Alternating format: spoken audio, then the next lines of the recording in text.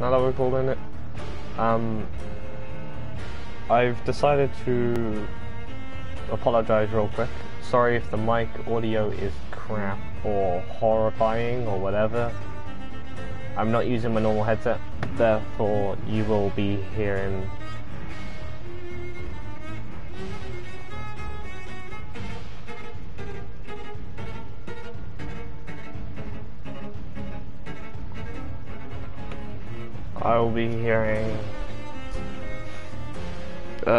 you will be hearing me apologize quite a bit, and you may hear a lot more pickup than usual, I guess, or less pickup, one of the two. But we're just gonna go straight into it and see how it goes. Alright? Sweet. This is a new game for me. I've never played this, so I'm gonna quickly change my audio because I am deaf as hell, but I don't like it being too loud, apart from cinematics. So let's put the sound effects down to 8. Voice stays on 10, master volume at 5.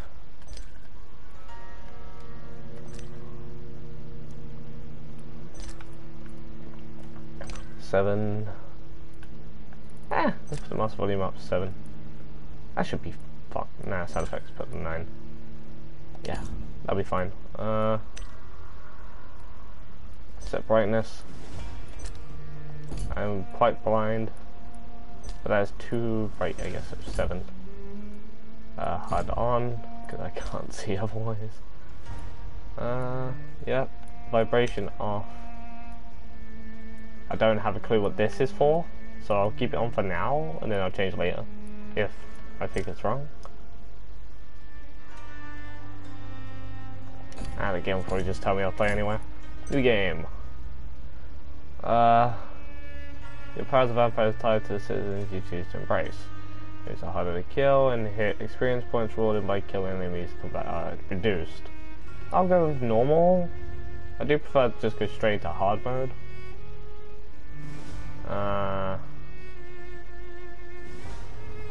But I have no idea. This is a different style game to what I'm used to, so I'm gonna go with normal mode for now, and then I'll change to hard mode when I do a replay through or something. I don't know. But yeah, hope you enjoy.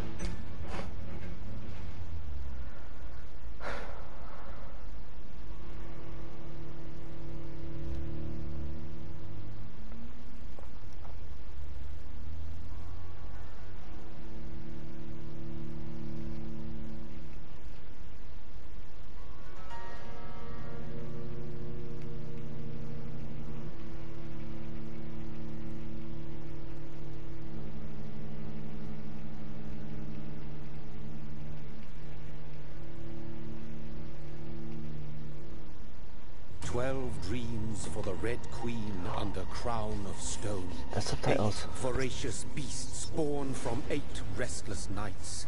4 nails piercing the flesh of the sinner. 1 prayer for the summoned, called by this song. 'Tis perhaps the countdown to oblivion for the once proud city of London. 'Tis perchance her inhabitants' last dance alone to face death and pestilence. Confronted by the eerie and unknown, mortals became desperate for answers. A flock's flight makes for an omen, the falling of a star a dire presage. Turning to priests for interpretation when there was no reason to be found. When religion failed, men turned to science. I saw them build such vain cities, crafting machines made for endless war. New questions flourished as old answers withered. What is darkness but lurking sun? What is wall but enslaved stone? What is glass but tortured sand? What is song but a call to arms? What is hate but jilted love? What is life but death pending? That's confusing as fuck. Just sorry for my outburst in there, by the way, with the subtitles, because I have to read it, because I can't hear it properly. Since the apple was plucked from the sacred tree, mortality was believed to be God's punishment. A righteous snare to keep mankind from ascending to the stars. They were all so wrong. Death is not a wicked thing, nor some holy retribution. never know its sweet kiss. Awaken from the harshness and be born once more.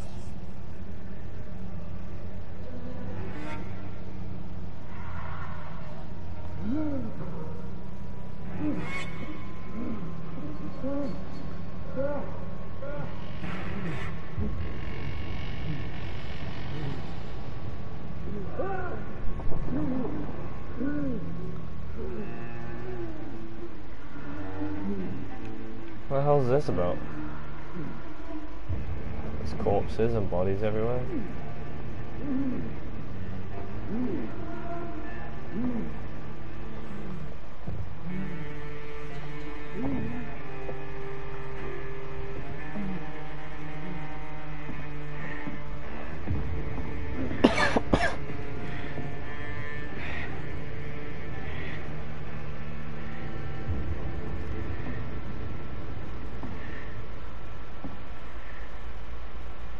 A lot of corpses. What the hell is this about? A red trail?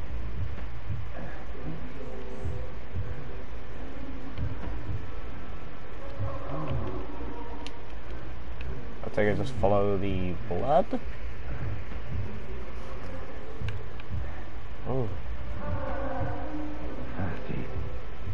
So thirsty. Oh, okay, I get it.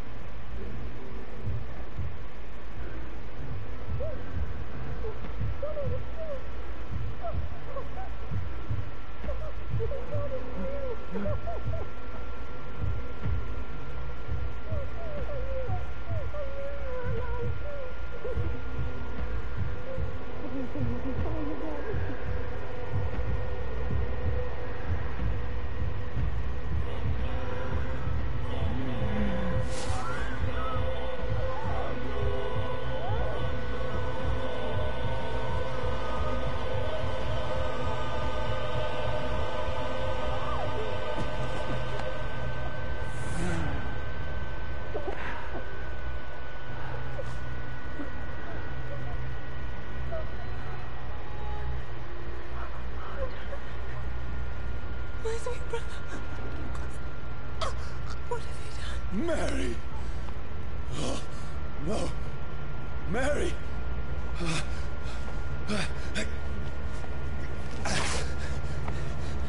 Hold on!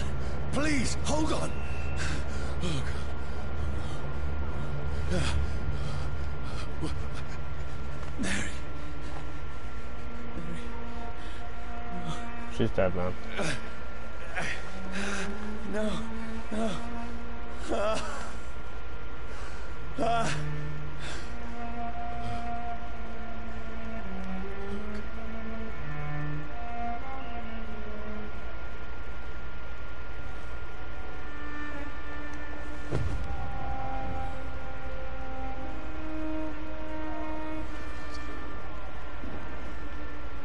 This horror. It's a nightmare.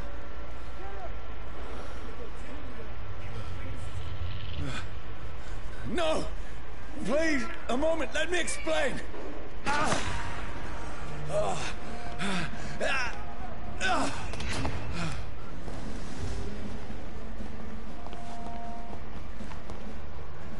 These patrols are after me. No! No! Don't shoot! This is a nightmare. I need to get out of here.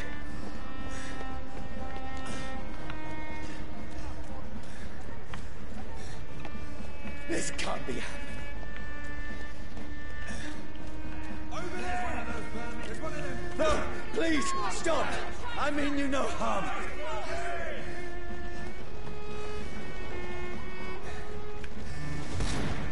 What's going on? Okay, Oh, then. Mary. What have I done? What's all this about? Shit, where'd it go?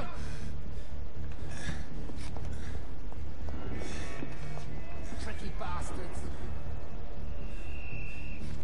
Now, I can defend myself. Where'd it go?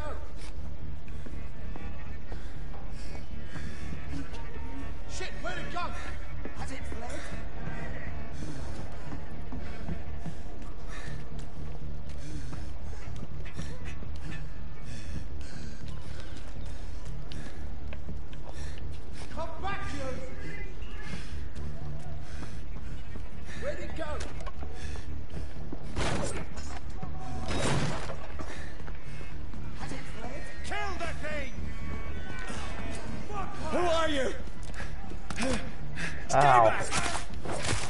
Sorry, but you left me no choice. Okay then.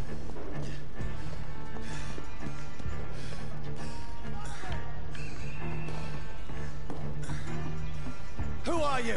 Stupid beast!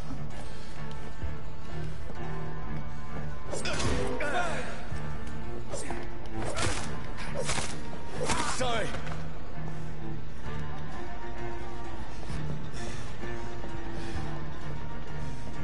Okay then.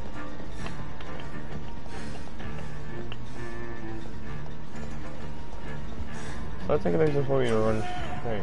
No, please, stop!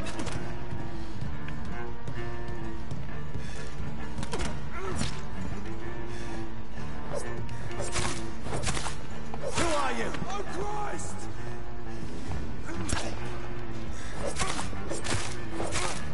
What do you want?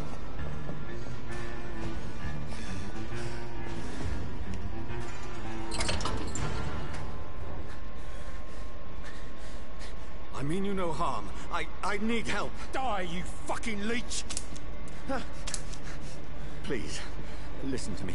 I can't make any sense of this. Shut up, beast! Who are you? What is this all about? What in God's name? I'll do the rest of the job. Just leave me.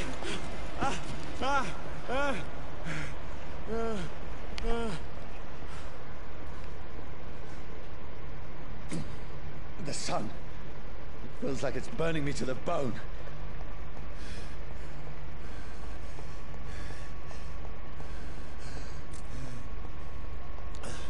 I need to find somewhere to hide. It's locked. Let me go!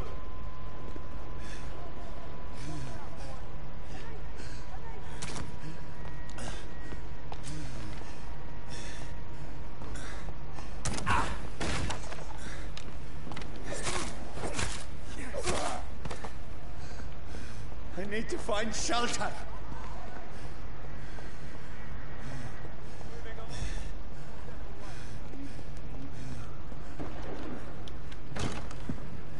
Is anybody there? What is this place?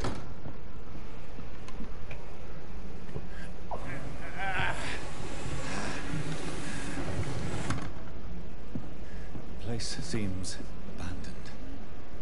I should be safe enough here.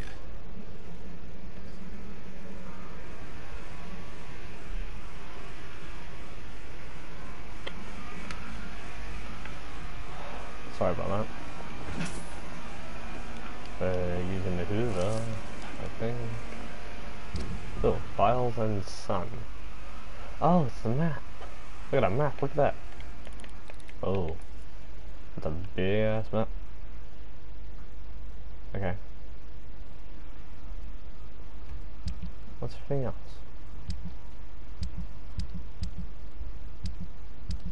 Oh. Here we are.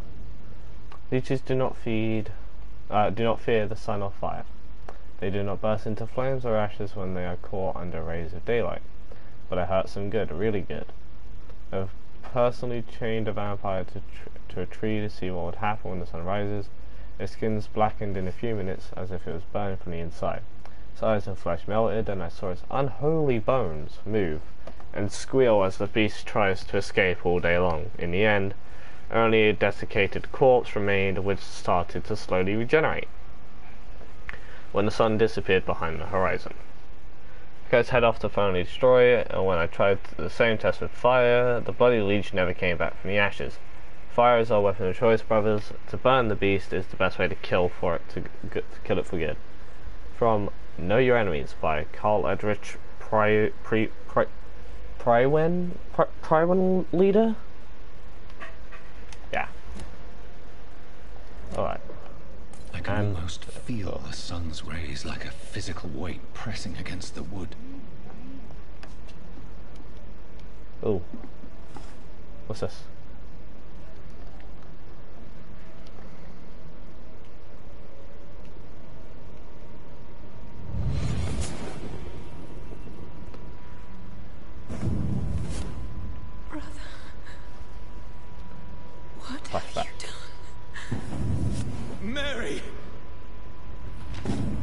Mary! Mary, I'm sorry. Whoever did this to us, I will find them. Oh, so this is his house. But, well, him and his sibling's house, but he just ate his sibling.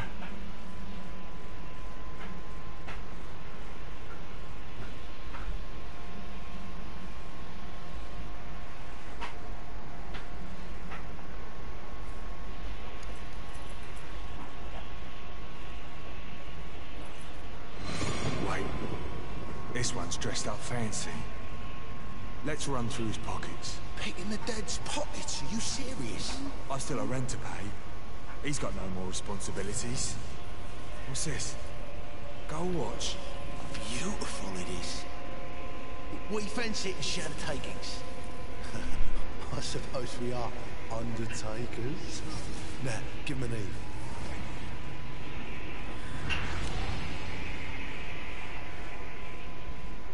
That's impossible. Flashback.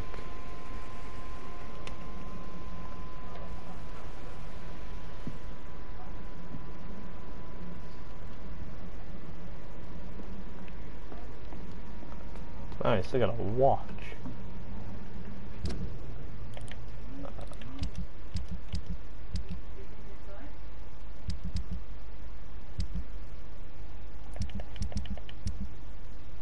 What's this?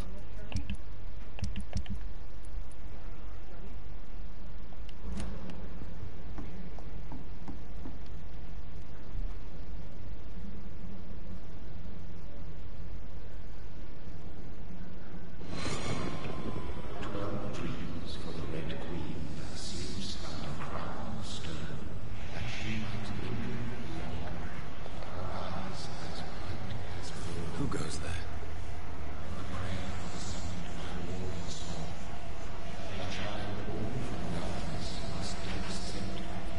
Who's there? Are you referring to me?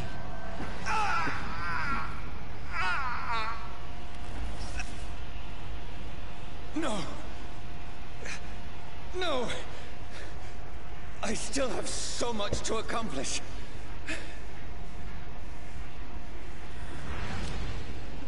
I still have so much left that needs doing. Well, so he's remembering everything now.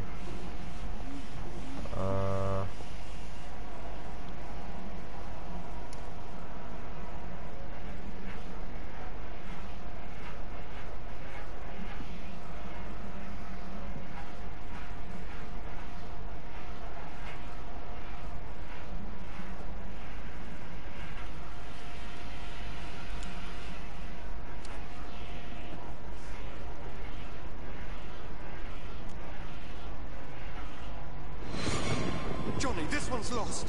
We need to leave. And now! No. There's time. I can save him. That's the enemy coming! The orders are to evacuate the hospital! Done. He'll live. And now what? We fight. Killing is a hell of a lot easier than healing.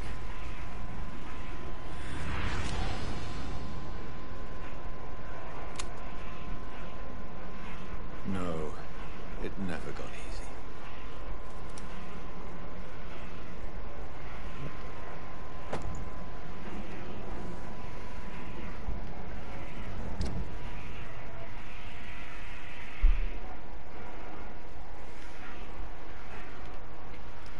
Okay. Oh. 45 damage. Oh, so you need like weapon parts and stuff to upgrade. Oh, okay. Nice.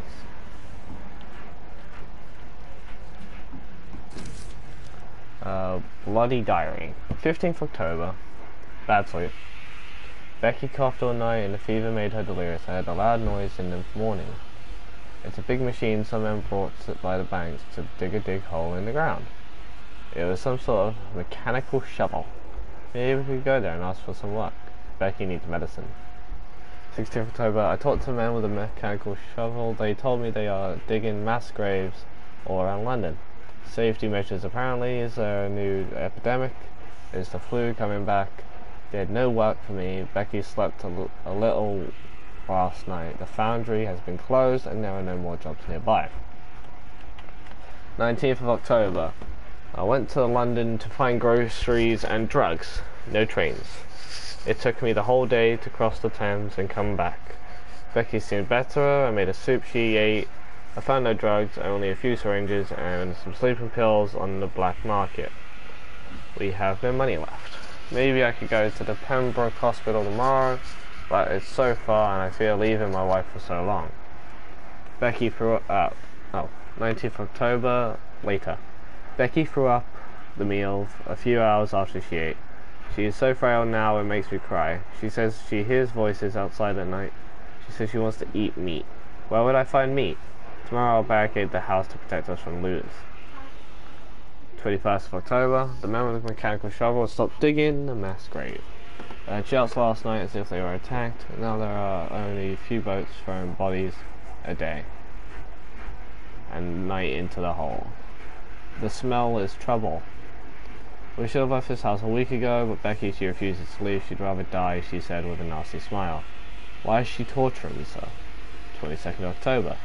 Becky just attacked me. She jumped me from the stairs and I tried to bite me. I had to smack her, but she smacked me back.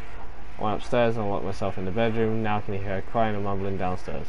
Retrieved the gun I hid in the ceiling since the war to protect the house. Now I'm ready to use it to protect myself from my own wife. 23rd. I could not sleep at all. Becky spent the whole night scratching at the door asking for my help. Begged me to let her in, but I was too afraid to open it. I'm just waiting for her to die now. It would not be long. I pray God it will end soon. I was so hungry I tried to go down the stairs this morning, but Becky was sitting in the armchair by the chimney. She was painting like a duck, looking at me without moving, just following me around the room with her eyes. Pointed the gun at her sore face, but she didn't react. I couldn't pull the trigger. I went back to my room. The house is silent on the 25th of October like a tomb. No more noises. Becky is dead now. Forgive me, my love. I was unable to save you. I'll be with you soon enough.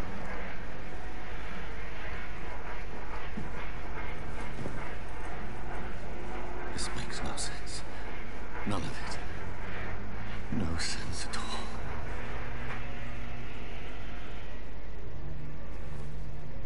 It's a nightmare. That's it.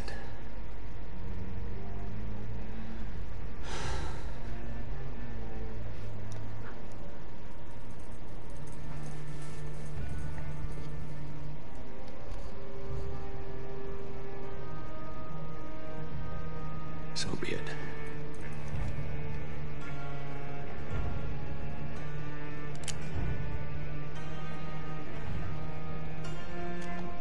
And the gun's not even loaded. Rational thinking only.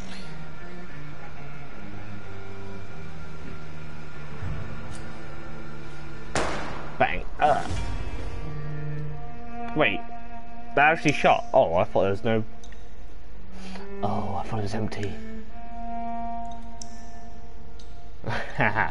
I just earned a trophy. It'll probably be a big black square in your top left. It says from here to eternity. This just means I've started the storyline, I guess.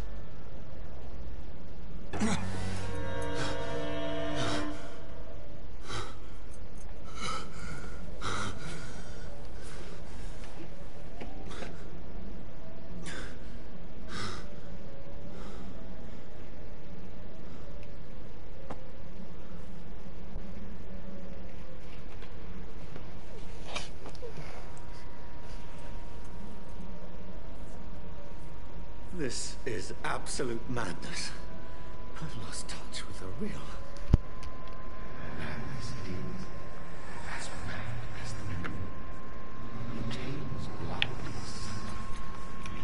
sun. Evolution. Hideout beds allow you to evolve and rest. Spend experience points to level up and improve your vampiric skills. So this one, I assume I have to, yeah, okay.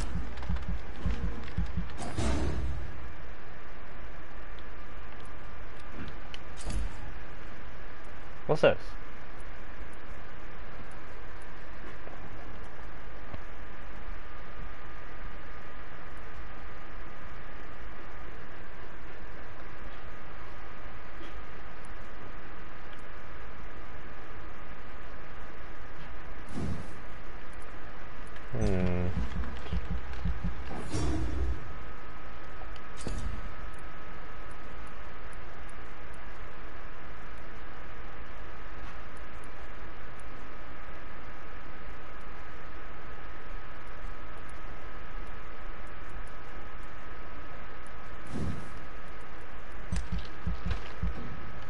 Don't have enough. Okay, I only have 135 experience points and everything costs 300 XP to upgrade. So confirm. I'll have to hold it.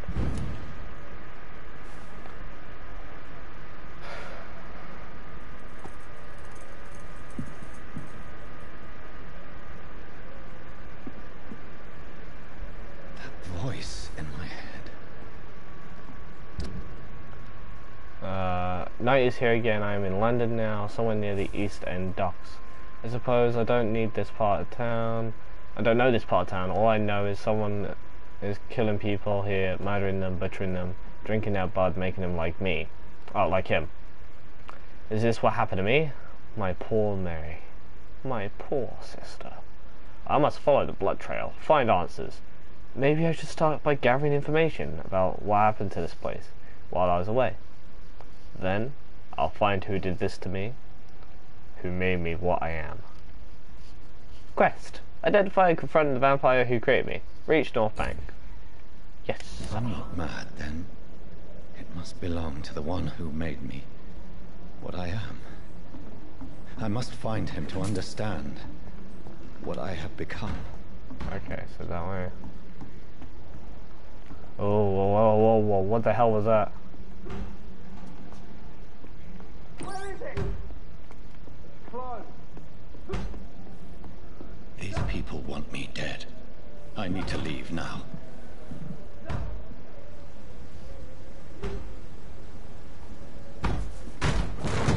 Here's the leech. Here! Come back, you!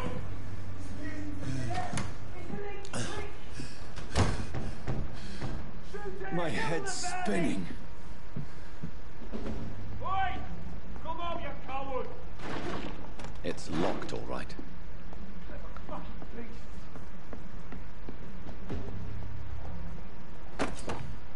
Yo! Used stake. Offhand weapons can be used by pressing triangle. They have attacks with special effects and consume stamina.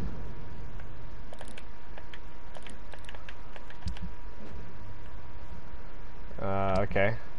It's a stun damage weapon.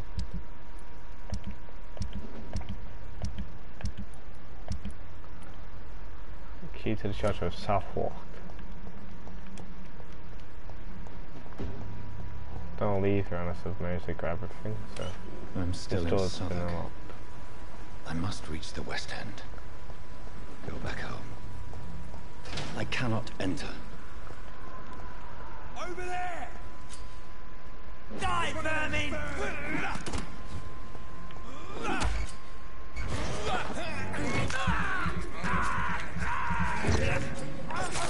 There's a strength I never knew I had. See them fancy clothes? This one's tight! This shouldn't be possible.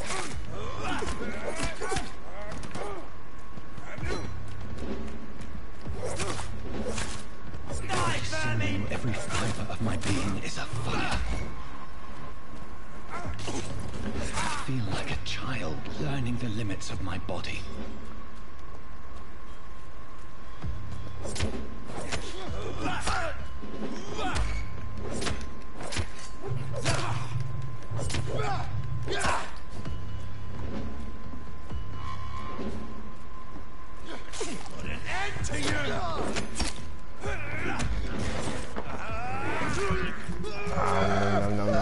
No. My strength. I need to double check what this evolution thingy is. How do I do that? Can I not check that until I... Okay. My reflexes.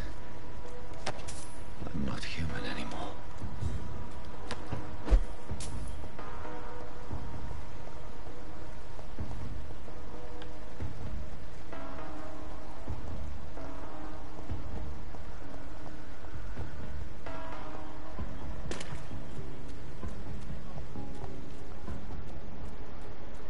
Okay, so we've discovered that I'm not human anymore.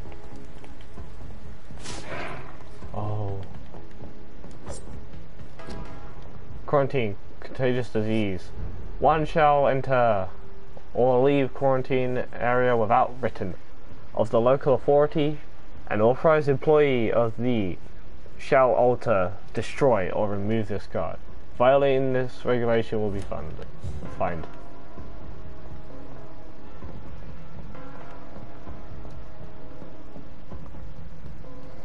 Oh, okay, so it's like, that's my blood power. And eating things gives me the ability to use the blood power. Oh, something else to read. Join the ranks. Your king and country need you. Join the British ranks and help brave lads at the front. My Okay. poor sister. If only I had controlled my need for blood. Mary, someone will pay for what happened to you. For what happened to us.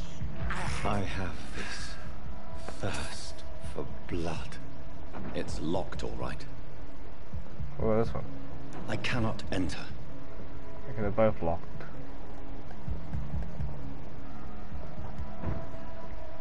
The dizziness from the jump. I can now control it.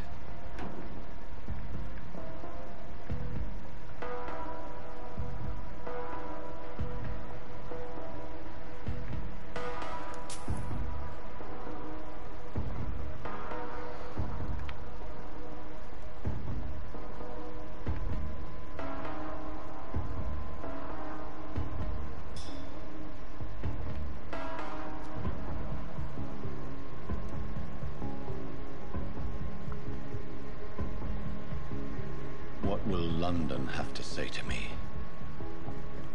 I cannot enter. I've so many questions unanswered.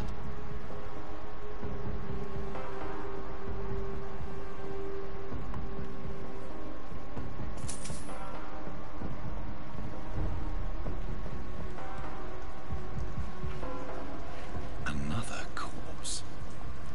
Have the very streets of London become a mausoleum?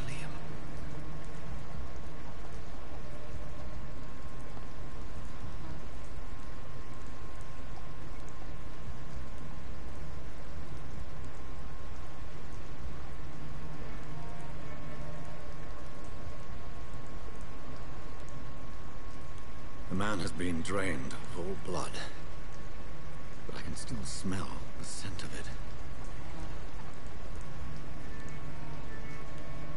I follow the scent's trail. Perhaps it will lead me to my assailant. Fresh blood. The smell is so strong.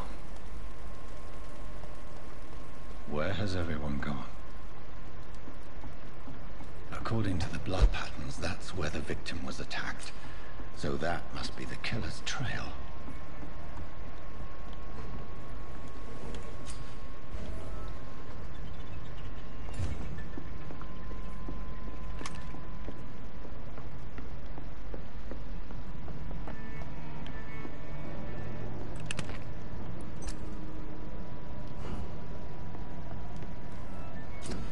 Oh, okay. Crafting a workbench. Crafting. On a workbench, you can craft medical treatments to heal sick citizens, serums to boost yourself, and weapon upgrades to improve and customize your weapons. Okay, so I can't build any of these.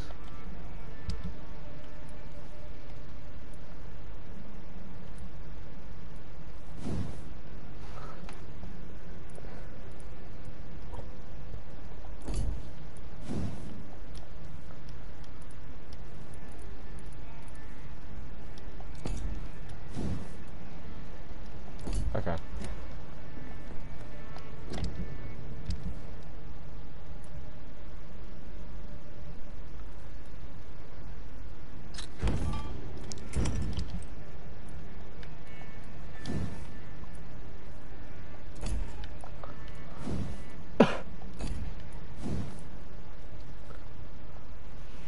I just need 3 common triggers.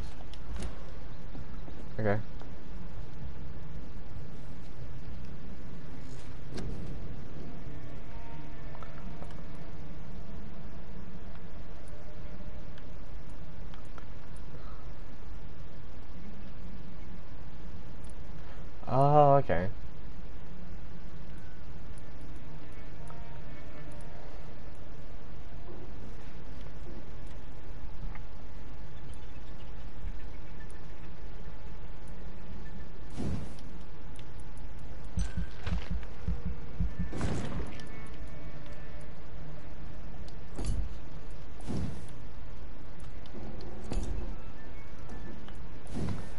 this?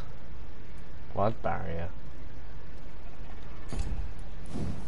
Alright, coalition. Oh, coagulation.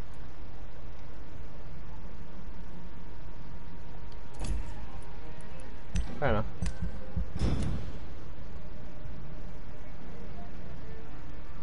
The following night.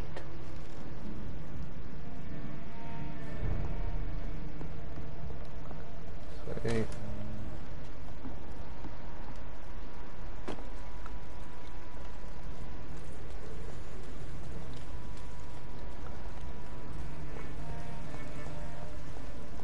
At last, a little life.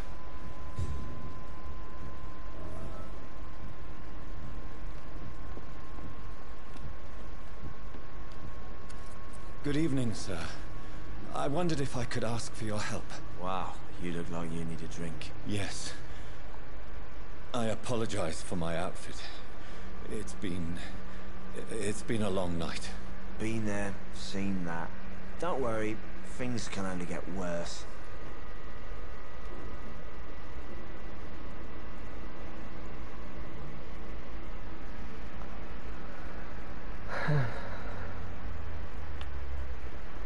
Has anybody entered the bar recently? Can't say. Sorry. I spent the night making love to that gorgeous Bob, see? This is important, sir. Are you sure no one has come in here in the last few hours? I don't know and I don't care. This is a free country. People still have the right to come and go, don't they? What's going on around here? It's like everybody is hiding. You must be new here. Have you not heard about the murders? Everybody fears the return of the sewer dog. Who is this sewer dog? It's the local bogeyman. Convenient answer for every crime that happened for decades. You murdered someone, blame the sewer dog, eh? You make it sound like it's a fairy tale. People will always believe in monsters. It's easier than accepting their own darkness. We can all be monsters. I'll leave you to your bottle then. Hello, barkeep. Oh, God, sir. You look like Jonah's whale just spat you out of hell. Can I get you a drink? No, thank you. I'm not thirsty. Well, grab a chair and get some rest. This is going to be another long night. Why is it going to be a long night? You must be new around here. Don't you know about, You know about the murders? Tell me more about these murders. Every morning for the last few weeks, bodies have been found. And those poor sods didn't die of flu. Do the police have any leads on a suspect? Even before the outbreak, coppers never came round here. We're on our own. People die in these parts all the time, and no one cares. Where am I? Where is this place? You're at my bar, sir, the Turquoise Turtle. The last ray of light in this dangerous part of town. Aren't you scared? Scared of what? All the bad shit happens out on the foggy streets. And I never go outside. So you're open all night? Yep. Figured people might need a place to rest in these dark times. I'm looking for someone who might have passed through here recently. Wondered if you might help. It's been quiet tonight. The only other person I've seen went straight up to his room. Thought it was kind of rude, actually. You mean he's still here? Well, yeah. He paid for the entire week. How long has he been here? He rented the room a few days ago and didn't say when he'd leave. Who is this man? What does he look like? Well, like a gentleman, I guess. Well-dressed, quite polite. A professor or something fancy like that. Always writing, reading notes. I need to meet this man. I have questions. Just climb the stairs and knock on the first door. I heard him open his window, so I guess he's still awake. And, Yes? no funny business. You hear me? This is a respectable establishment.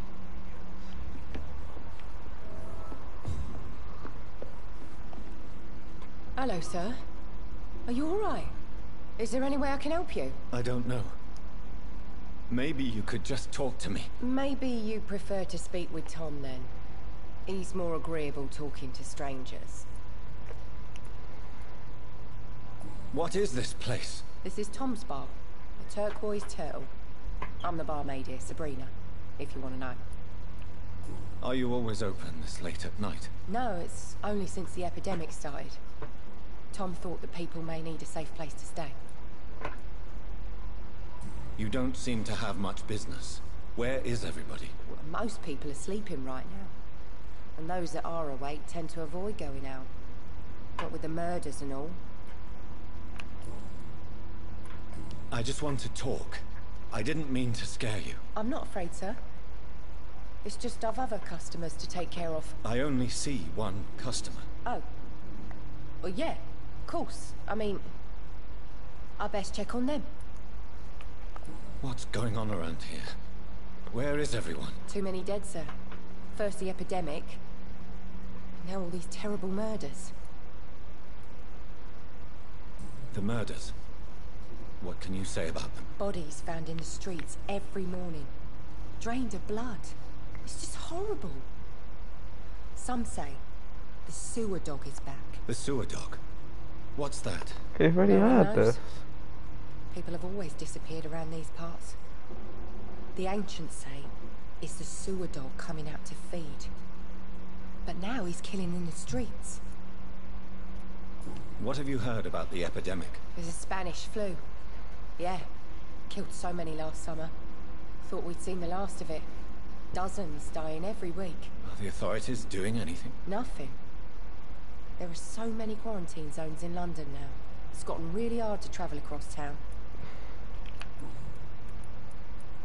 I'll leave then. Thank you.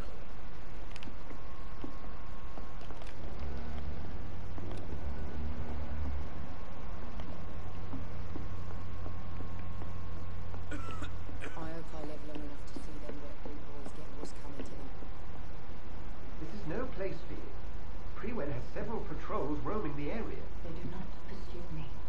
But they're looking for vampires, and they're most efficient. They'll not relent until the killer has been identified. I have a common objective, but I require them. I think someone's eavesdropping. Are you certain? You might as well come in, whoever you are. Slowly, vampire. Who are you? I mean you no harm. Saith the vampire. Present yourself. I need a word. With anyone.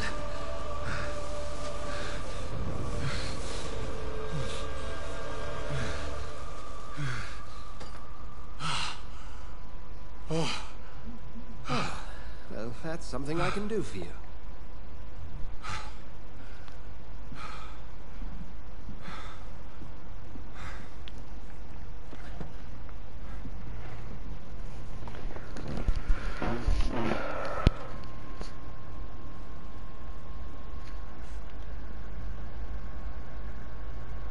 And who might you be?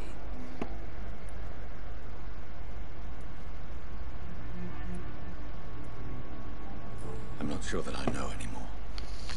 Might I at least learn the reason of your presence? That's none of your concern. Sir, you have entered my room in the middle of the night, pale as a corpse and shaking like a tree. So please, indulge me. Someone is molesting people. In fact, killing them. Biting them. The calling card of a vampire. Like you.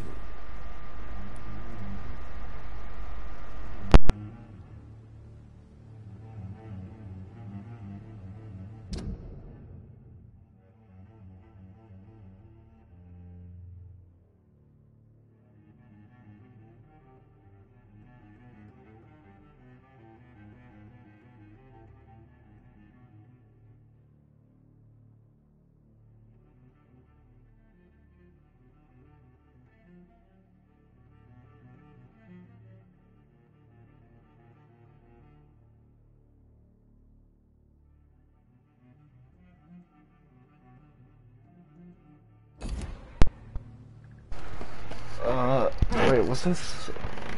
Dr. Edgar Swansea. The 6 something? Healthy. Blood quality, yada yada yada. 6,000 XP for the blood quality, okay.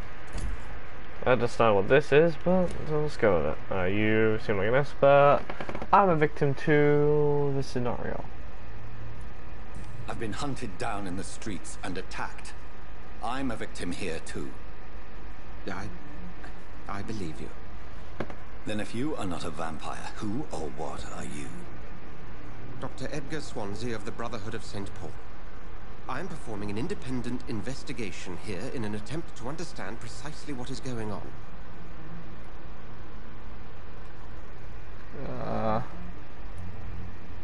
And what exactly is this Brotherhood? Sir, if the name is not familiar to you, then we shall discuss it another time.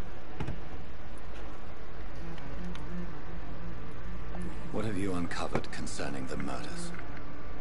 It started a few nights ago. Rumors of violent murders. The docks have always been, shall we say, somewhat unsavory. But this is different. How different? A vampire is at work here. Famished. Reckless. It must be brought to ground, and quickly. I heard another voice, that of a woman.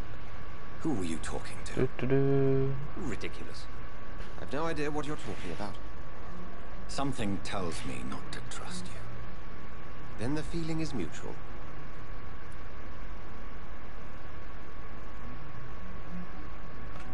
Then help me find the culprit. I may. If you'll first tell me why you opened this door. I followed a trail. Oh, hi, Graham. The scent of blood from a recent victim. It led me here. You thought I was your aggressor. That explains a great deal. We're both chasing the same shadow. Graham, I'm not joining chat because I'm streaming. Okay. We could work together. In all fairness, yeah. Let's work together. Indeed. Yet I heard his voice in my head. There was a moment I believed I was mad. You should let me handle this affair. You've no idea what you're up against. No.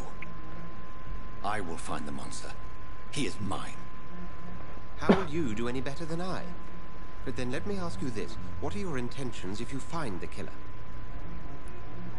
I will at last have the answers to my questions. Then I can only wish you good hunting.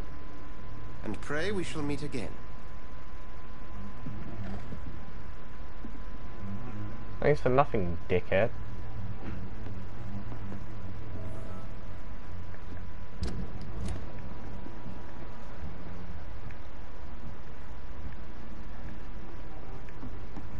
I don't know where that person disappeared off to. Only tire weld. If Swansea is not my attacker, it means somebody else came here tonight. Someone must know something. Evening, sir. Can I help you? I have a few questions for you. Well, if you must. I spoke to Dr. Swansea. Hello. He's not the man I'm looking for. Now, I want the truth. The truth? What do you mean? I suspect that someone else was here tonight. And I don't think Tom wants to tell me about it. I'm just the barmaid here, okay? If Tom says you're the only visitor we had, then you're the only visitor we had. I can feel your fear, madam.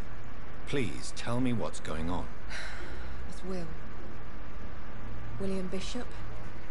He came in here earlier tonight and he... Well, I thought he was going to clock someone. Okay. What happened tonight? He was dead drunk, as usual. My God, his eyes. His face. He must have caught something awful. He shouted and cried. It was terrible. Why are you so afraid? I mean, his skin. His hands. I scrubbed every glass and every chair that he touched. God, I hope it's not contagious.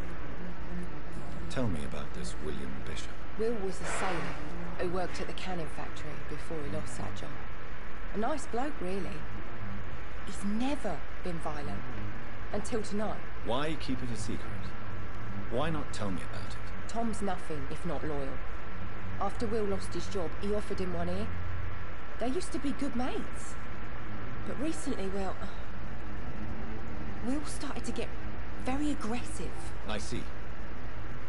Thank you for your candor. I'll be sure to talk to Tom. You just discovered a hint. It reveals secrets about Citizen or something related to him. Citizen's menu. Tom and William Bishop's good friends. The bar quality bar indicates the XP you will earn if you feed on this citizen. Unlocked hints increases the amount of XP. Fair enough. As a vampire, you need human blood to evolve. So if I keep becoming friends with this person, she'll give me a lot of XP. Nice. Who's Dyson? Ah, that's the drunk man. And Tom's the barkeep. Hello, Tom. Welcome back. Did you find what you were after? I can't say I have. Are you sure no one else came into your bar before I arrived? Hey, I told you, you were the only other stranger I've had. Tom, talk to me about the visit from your old friend, William. Yes, Will came by tonight, but he's not my friend anymore. Why lie to me if he is not your friend? I didn't lie. I said you were my only unannounced customer, and that's the truth. That's fair. Who is he? Who is he? William. Just an old sailor who loves his gin too much. He worked for years at the canning factory before it closed. How was he tonight? Was he different? Sicker than usual, perhaps. He whined and mumbled about how mean people were to him and how he'd like to talk to me outside, and then he left when I refused. Is he dangerous? Yeah. Like many drunks, he's all bark and no bite. Can barely stand up most of the time. Fair enough. I need to find him. It's a matter of urgency. Do you know where he is? You could try his boat. It's up by the North Pier. He sleeps there when he's too drunk to get home. Please describe him to me. What'd you expect? He's a tall, sick bastard with a bad rash and torn old clothes. William used to be strong. Now he's a mess. Thank you, Tom. If you see him, tell him I don't want him back here unless he cleans up his act, okay?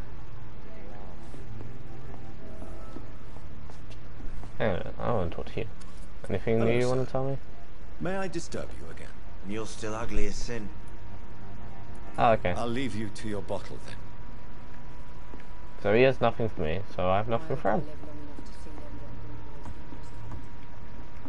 Oh. Gonna have to go around to the front door.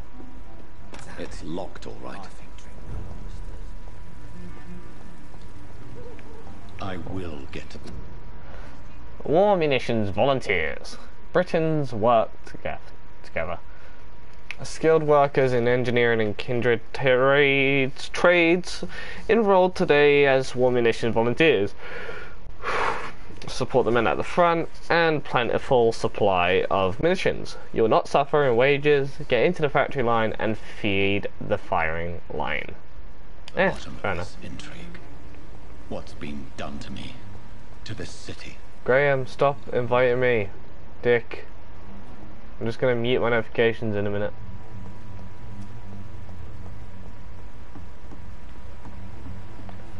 Inspect the boards. This is the only board I see. The body is still warm. This man has just been drained of blood.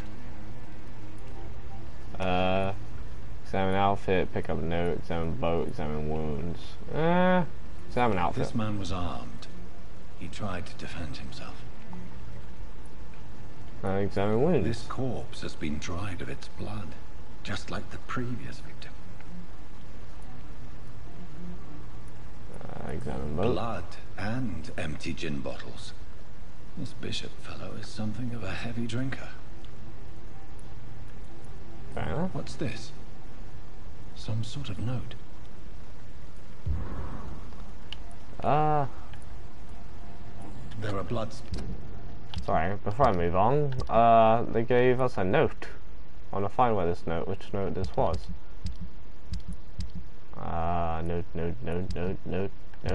Note. Wait, that's my inventory bag, isn't it? So if I flick through here, I'll find the note. Pre-win orders, 30th of October from G. McCullen to Docks Patrol. Object: multiple deaths in the Docks region. We believe a nasty leech is involved. Locate the beast, purge it quickly. Warning: going to recent reports, this vampire is very violent. Approach with extreme caution. I know we lack men in this part of town, but don't send rookies to investigate the case if I'm correct. We've got a frenzied one killing each night. As always, search abandoned places first, like old houses, basements, sewers, or warehouses. Destroy the Leech brothers. What a dick. I read that already. They're a company of professional vampire hunters. Nice. So they hunt my kind. Jump. That was a big jump.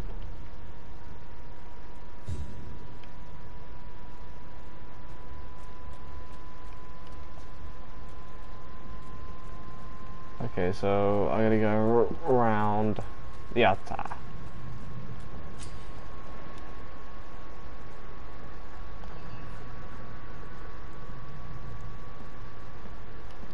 Over there!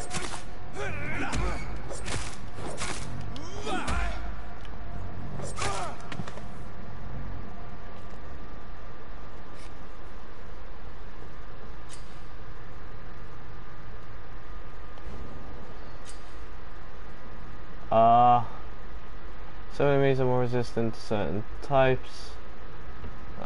Physical / ranged. Orange indicates medium resistance, red indicates high resistance. Okay.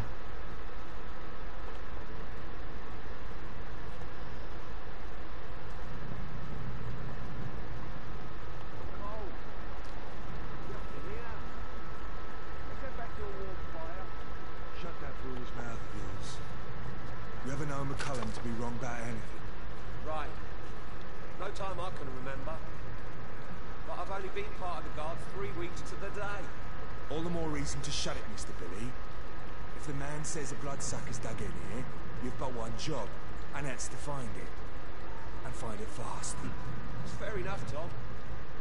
But why do they hide when it's so damn cold?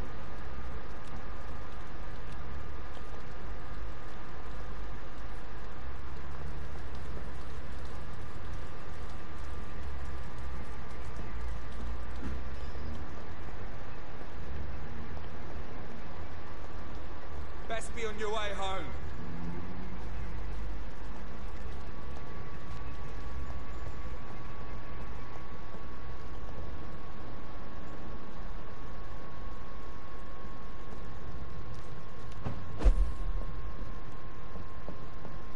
I cannot enter.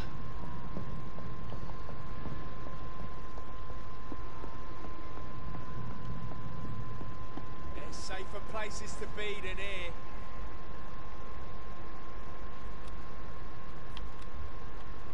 Oi! You listening?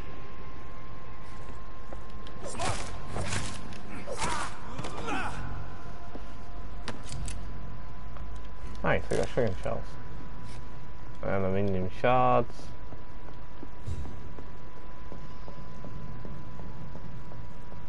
It's locked.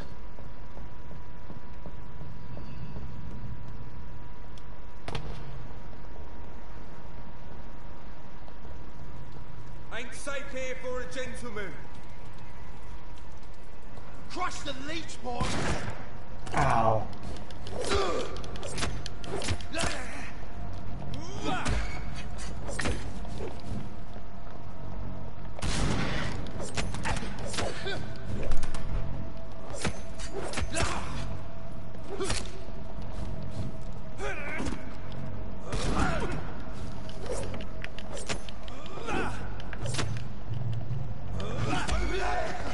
There's one of them vermin!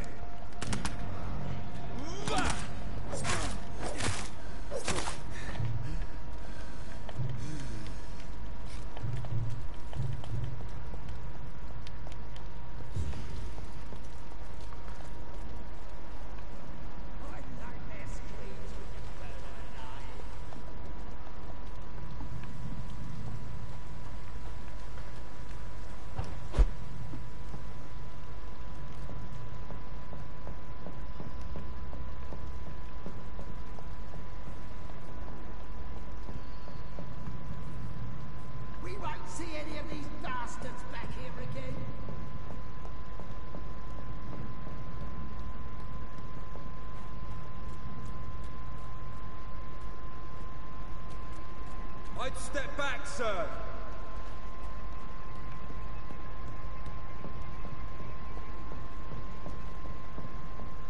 I nightmare screams when you burn them alive. Last warning, sir.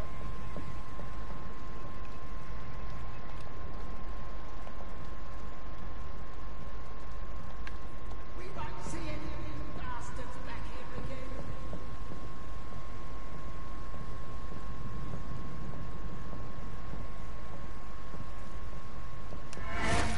Over there!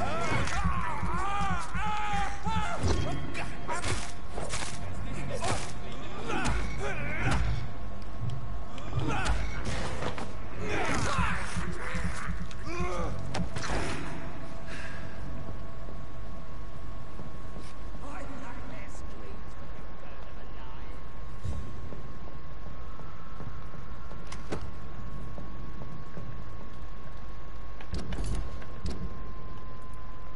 alive. Oh, it's a shotgun. How do I use these, by the way?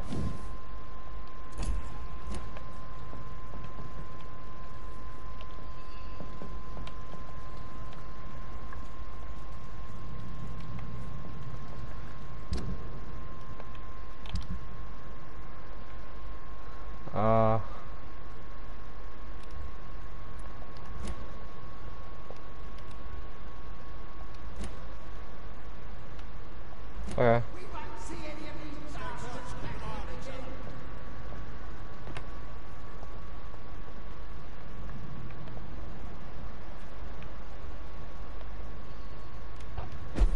I nightmare screams when you burn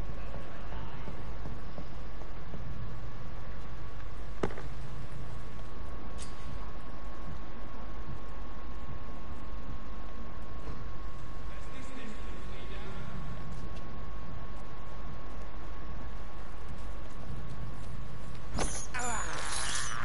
This is despicable.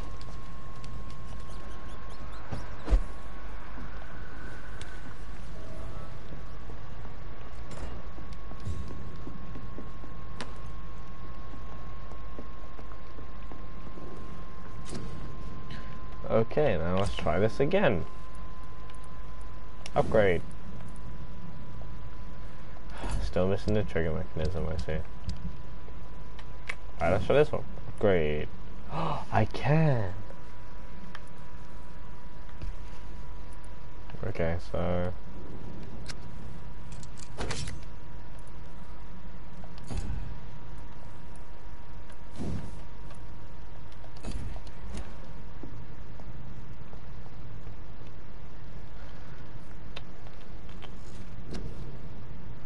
Well, I just attacked some people. Let's see, what else? Increase your blood absorption while in combat. Do need defensive skills, though.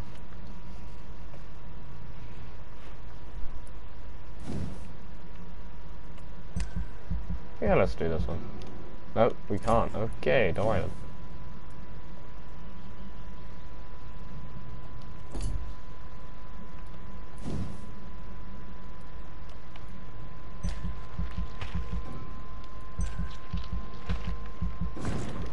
So what happens if I max this out to 10?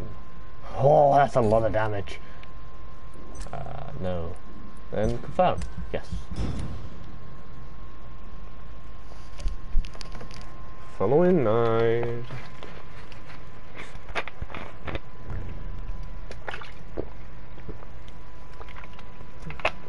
I need to eat more people.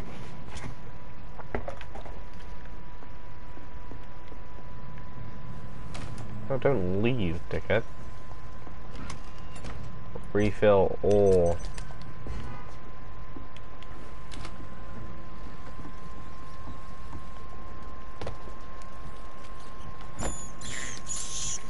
I can't believe I'm doing this.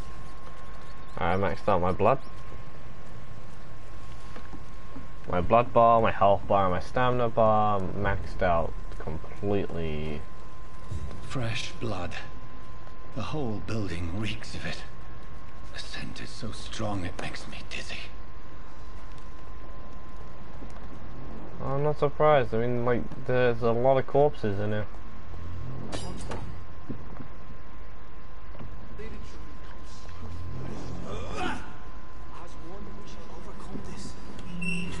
This place reeks of bloodshed.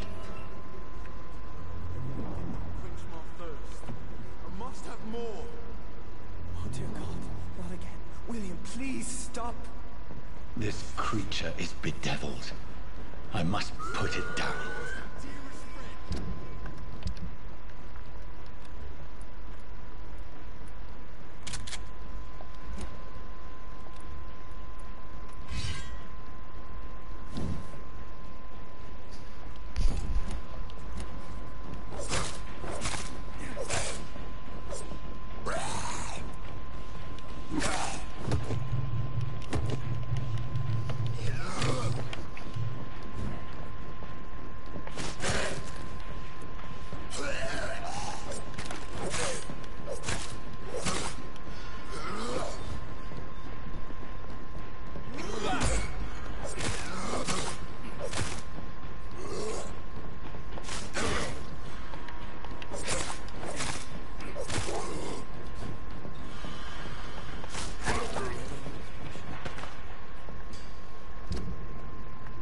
Yo, I can knock people out now. Oh yeah.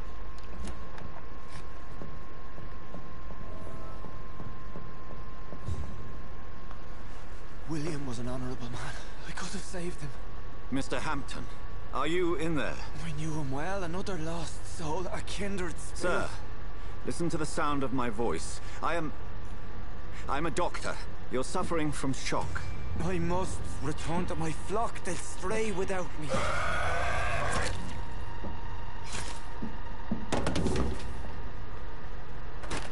Remember, certain skulls are every bit as resistant as we are. Who are you? What do you mean by scowl? You truly are a newborn. I should have realized. Wait. You are the woman from the bar. Are you like me? Can you help me? I believe so. I already have.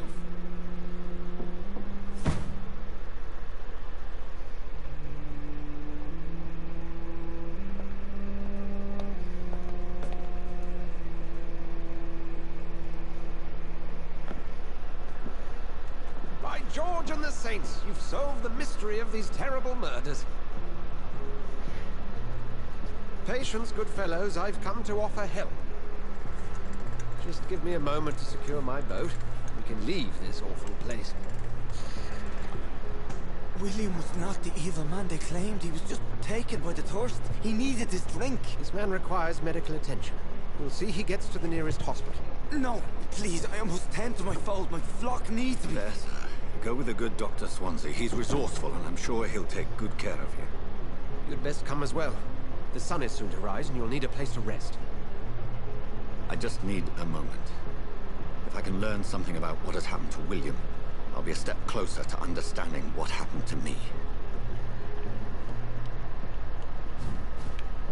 This poor creature can't be my maker. Could it be some subspecies of vampire? I must find a place to analyze the blood. Down we row, trophy end.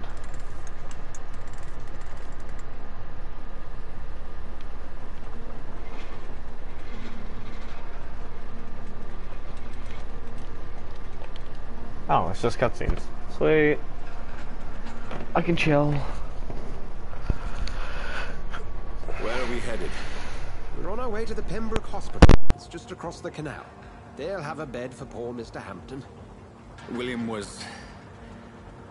what manner of creature was he? Predator, prey, villain, and victim. Who can say? The important thing is that he's been stopped. Duly noted. And the woman? Who is she? What woman? Oh, don't play me for a fool.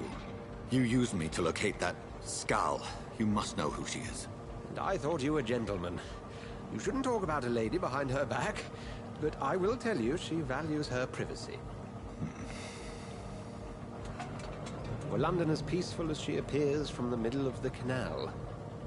If only that were the reality of the situation. To be honest, I've always tried to avoid this part of town. Pembroke Hospital is the last bastion between the rest of London and the epidemic. The flu has decimated the East End and the war still rages.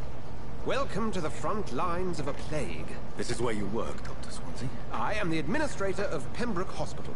I thought you were here in service of your mysterious order, the Brotherhood of... Of St. Paul's Stole, yes.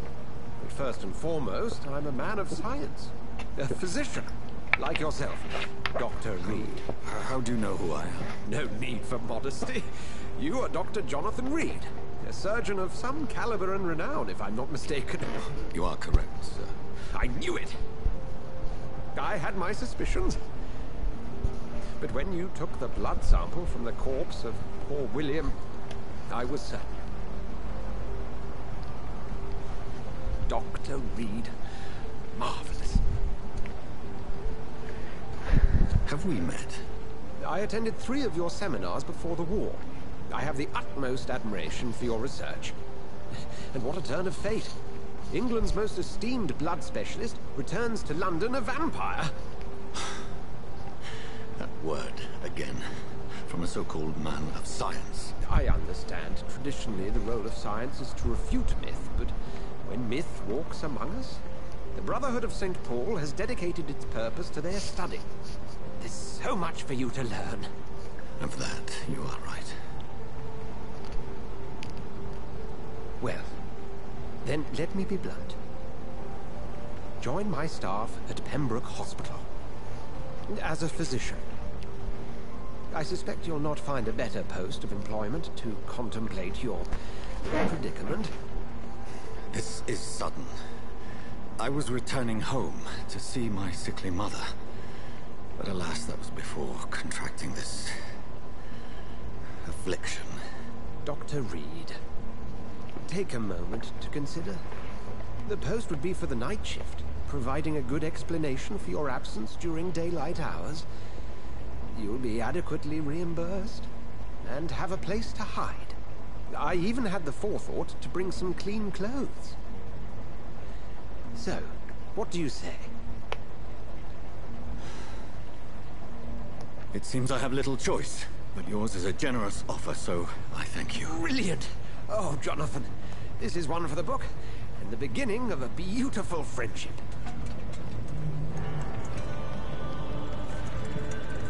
This is where he decides to get dressed. Behind a metal pole. Hell yeah. Smartest man on the planet, by the way. The best physician ever. Surgeon of mighty caliber. To be denounced. Would be treachery. Yada yada yada. Dr. Swansea, thank goodness. I was beginning to be concerned. Worry no more, Nurse Crane, for I bring good news.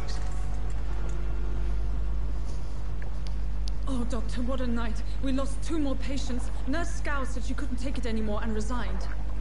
Yes, well, I'll make a new rota in the morning. In the meantime, find a good bed for Mr. Hampton. Be sure to pay attention to his needs. Of course, Doctor. Oh, and Dorothy? Yes, Doctor? Dr. Reed here has just returned from the front. He served King Country and will be joining us here at Pembroke. We're very lucky to have gained a surgeon of his talent, and one so experienced in blood transfusions. That is good news indeed, Doctor. Oh, yes.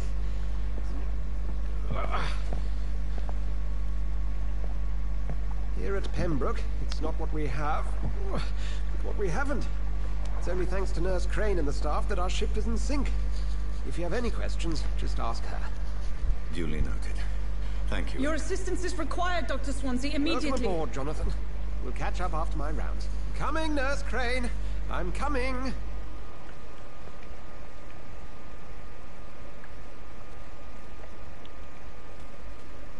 We'll have a Loading? word in my office later, Jonathan. Yes, sir.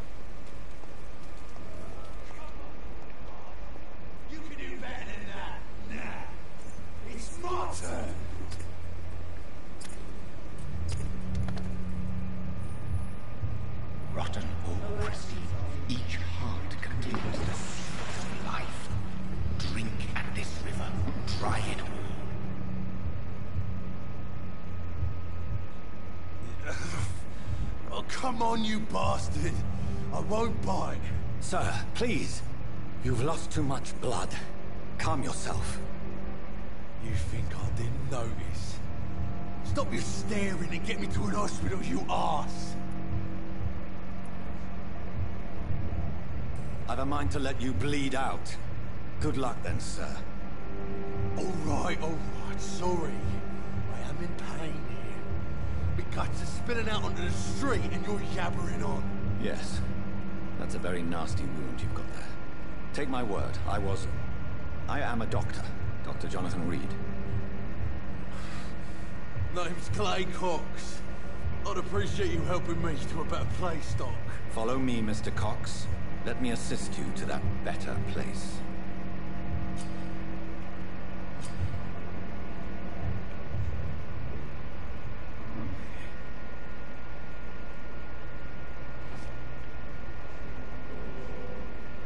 Bring this fading light into the shadows. Dance with him the dance of life and death.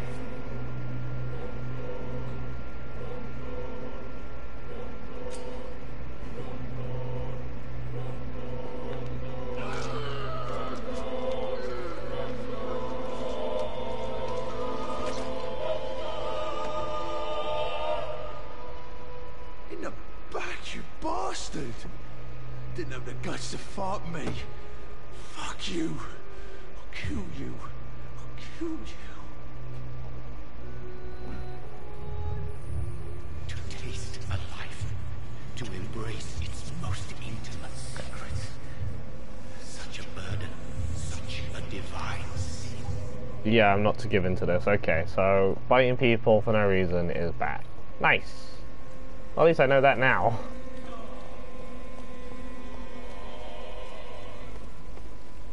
Well, the blood's out my mouth as well, so nothing to worry about here. Good evening, nurse.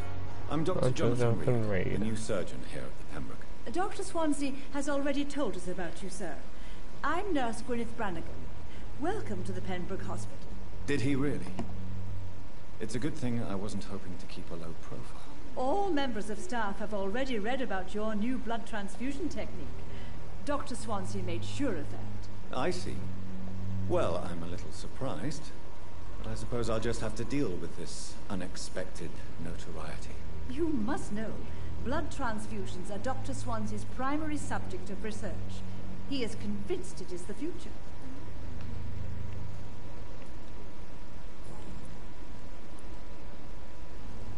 How are things here? Not good, to say the least. We're struggling against an invisible enemy, more lethal than any bullet from a gun. It's hard, Doctor.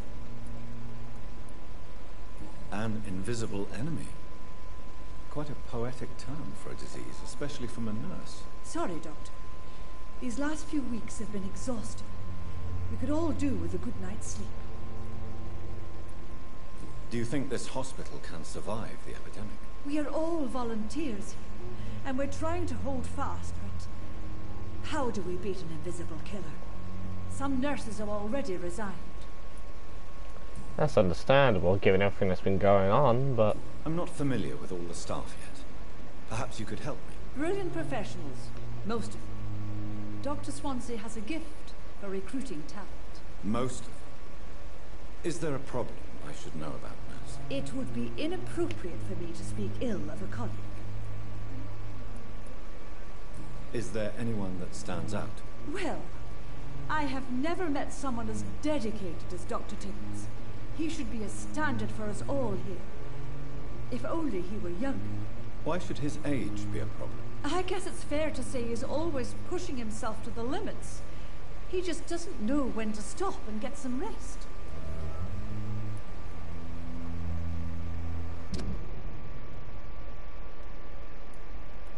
Okay, so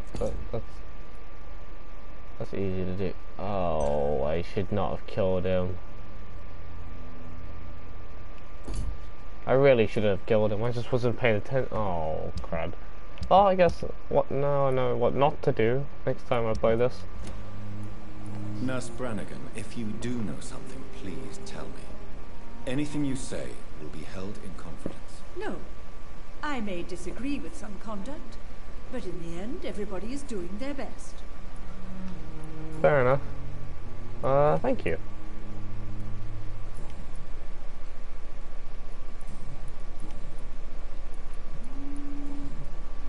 Goodbye, nurse.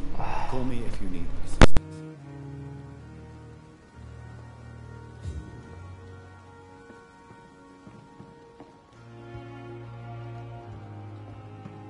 Come on, I don't have all night.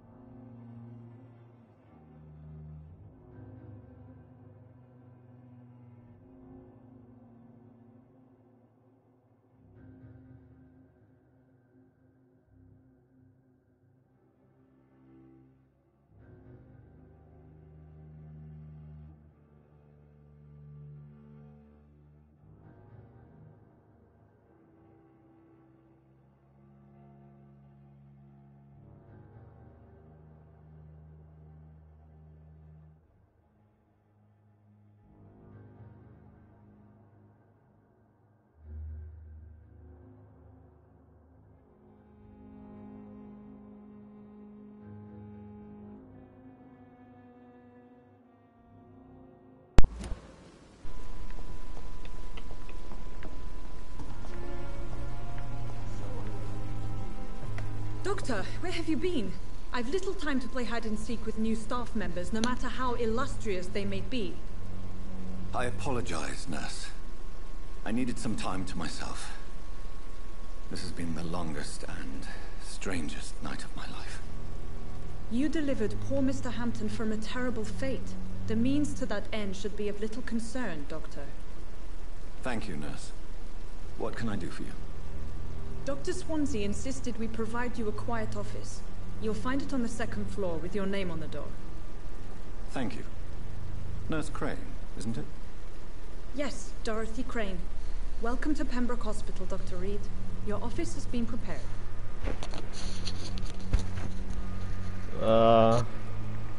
Dorothy Crane. No details, but she's a workaholic. I would like to ask a few questions first.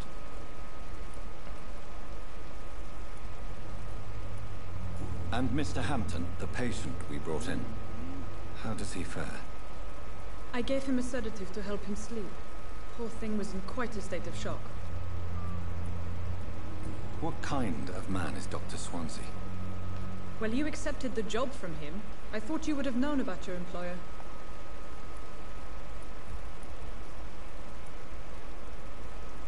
It's right to assume Dr. Swansea knows far more about me than I do about him. You'll get to know him soon enough, and better than me. The administrator has better things to do than mix with us. Apologies, I've only just met him the once. This is sudden. I've only just returned to England. Dr. Swansea is a brilliant surgeon and the most compassionate physician. Well, she's leading something on there. If you could point me in the direction of my room again, nurse. Second floor of the hospital, left after the stairs. It's the last vacant office at the end of the corridor. Thank you. Goodbye. Goodbye. You, Nurse Crane. Thank you, Nurse Crane, and goodbye, you bitch. Oh.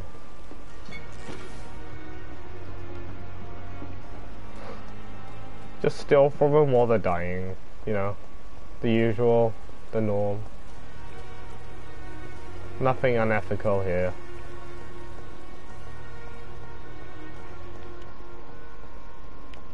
My sweet girl. Good evening, sir. I'm Dr. Reed. May I help you? I don't know if a third opinion is needed. Your colleagues are already arguing about my condition. I see. Would you mind telling me more about your situation? I'm Harvey Fiddick. All I want is to get me bloody arm fixed properly. Tell me about yourself, Mr. Fiddick. I'm just a regular guy waiting to get his arm fixed, so I can return to work and to my family. I was more curious about what you were doing before being hospitalized. I'm a carpenter, and a good one too. But that means I need both arms to feed my family, Dr. Reed. That's understandable. Nice one. Are you satisfied with your treatment here? Well, it's clear that I've chosen a bad time to be injured. Forgive my bluntness, but you seem overwhelmed by cases of the flu. I won't lie to you about it. I'm afraid we are. Are you sure you don't want to operate yourself, Dr. Reed? I have the feeling you're very capable. And your colleagues seem to think so too. In other circumstances, you would be right. But for now, I don't think I can take on the responsibility. My apologies. Tell me about the doctors who are arguing about your case. Strickland and Aykroyd. They both want the best for me, but there's a lot of pride there. Doctors are no different from carpenters, it seems. What do you mean? I often had professional arguments with rivals on a building site. Difference is I disagreed about wooden nails, not flesh and bones.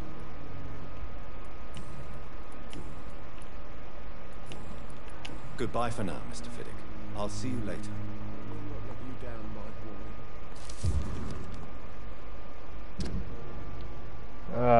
Unfinished letter. Pembroke Hospital, 2nd of November.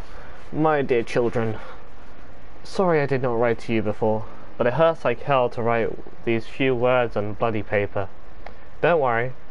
Daddy will go out of the hospital as soon as the doctors fix his arm. In the meantime, if you need something, go see Mr. Chadwick at the construction site and tell him you are Harvey Fiddick's children. You remember Robert Chadwick, the big guy with a moustache who helped me repair the house door last spring? Go see him and ask for a few bob. He won't refuse to spare you a few. I'm sorry I can't work anymore for now, but we'll figure something out as soon as I'm out. Don't worry, everything will be fine as soon as Daddy's arm is strong again. And as soon as the doctors fix my arm, Oh, I have a hint. I can talk to him now. Good evening, Mr. Fiddick. Good evening, Dr. Reed. Any news about my operation? Nope. You seem worried about the safety of your family.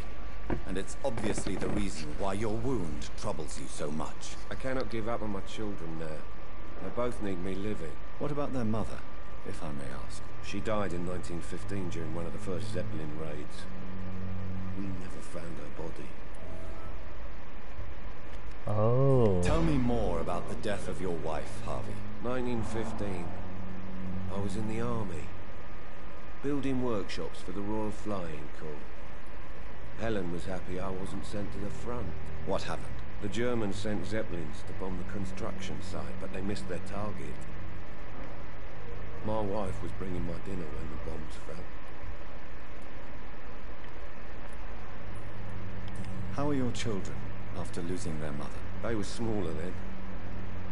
The only good thing about this is my Helen didn't bring them with her that night. I'm sorry for your loss. So many died during the bombings. I served in France and witnessed the carnage there. I would like to say that she didn't suffer. Truth is, I have no idea. I just know that I'm all that my kids have. Poor little bleeders.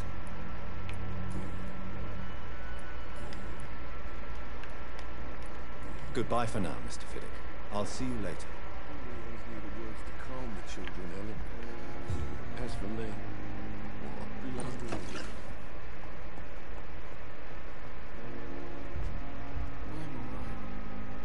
What can I do for you, Doctor? Oh, nothing. You are at a beach. Thank you, Nurse Crane. I cannot enter. I never could keep anything from her.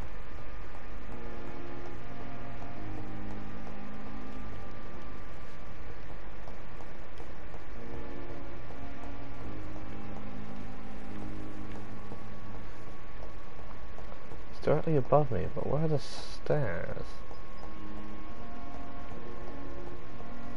This way? Oh. Good evening, sir. So it is true. The famous Dr. Reed has joined us. I can't think of any better news during these terrible times. Do we know each other? Actually, yes. We met once before, at the Rockefeller University in New York. Dr. Tippett's, yes, I remember. I was assisting Professor Carell in his research about coronary bypasses. He had nothing but praise for you. He was also very confident about your future. And look at you now. Eminent surgeon and blood transfusion specialist.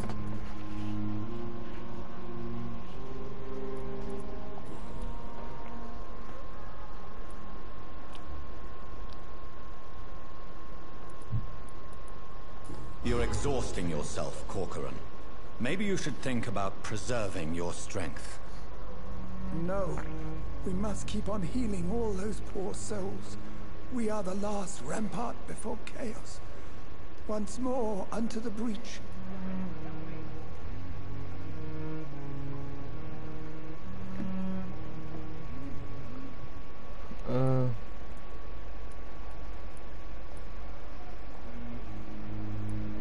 Nurse Brannigan is worried about you, Doctor.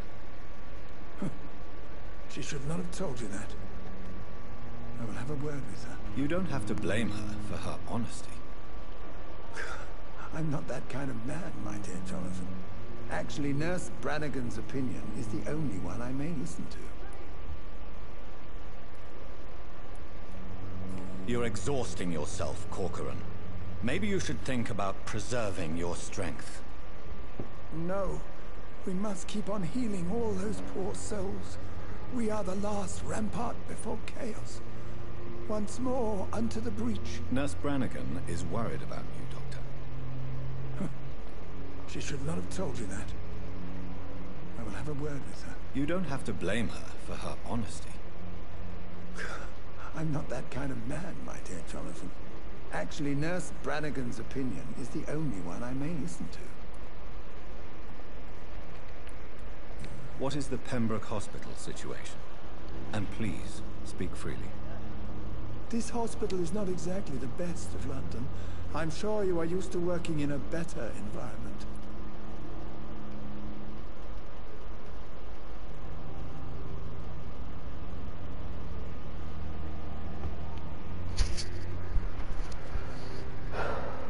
Do you need any medical assistance yourself, Doctor? Come on, don't be ridiculous, dear colleague.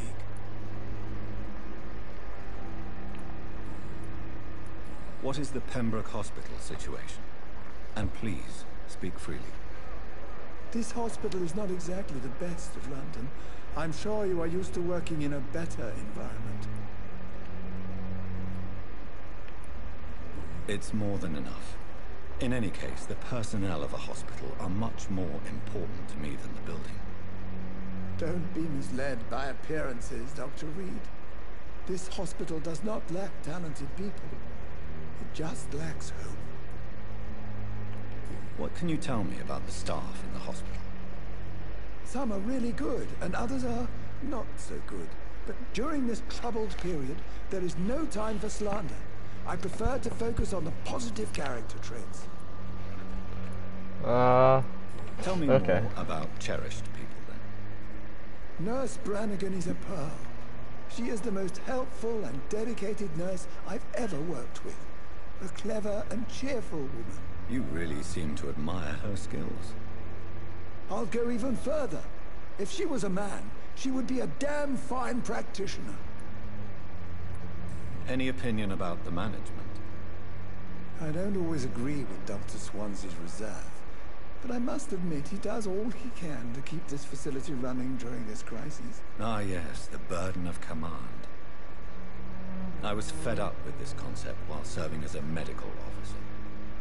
Don't get me wrong. Swansea's a good administrator. I just wish he would get out of his office now and again.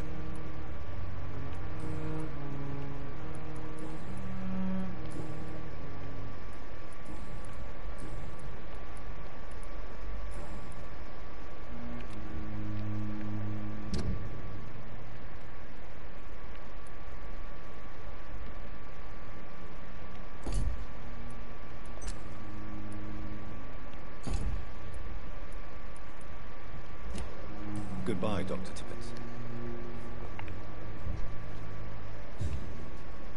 Good evening, nurse. Good evening, Doctor. I don't think we've been introduced yet.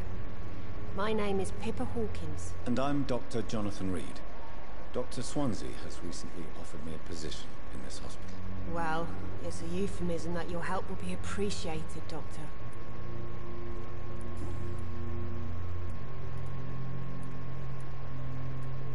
How long have you been a nurse? Well, long enough to see that the epidemic is winning. And no matter how qualified you are, don't tell me you'll change that. You're right. When dealing with such a terrible disease, one must remain humble. But that doesn't mean we shouldn't try our best. Sorry, Doctor. I don't want to sound bitter, but I'm just too tired to give a pep talk like Nurse Brannigan. How would you describe the situation at the Pembroke Hospital? It's serious. The flu is wreaking havoc amongst the staff and patients. We are running out of everything.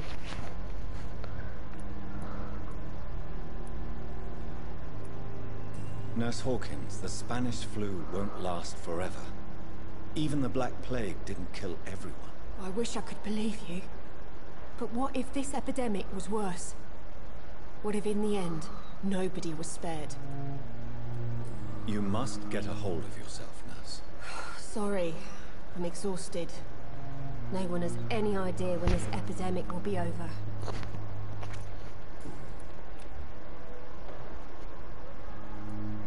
How is the Pembroke staff coping with the epidemic? Well, not well. Milton, the ambulance driver, is even more grumpy than usual. Especially concerning doctors. Why is Milton grumpy on a daily basis? Is it just an act? Milton's not the kind of man who's bothered about a bad reputation, whether he deserved it or not. Why does Milton dislike doctors? I don't know. Just ask him. But be warned, Milton is not the chatty type.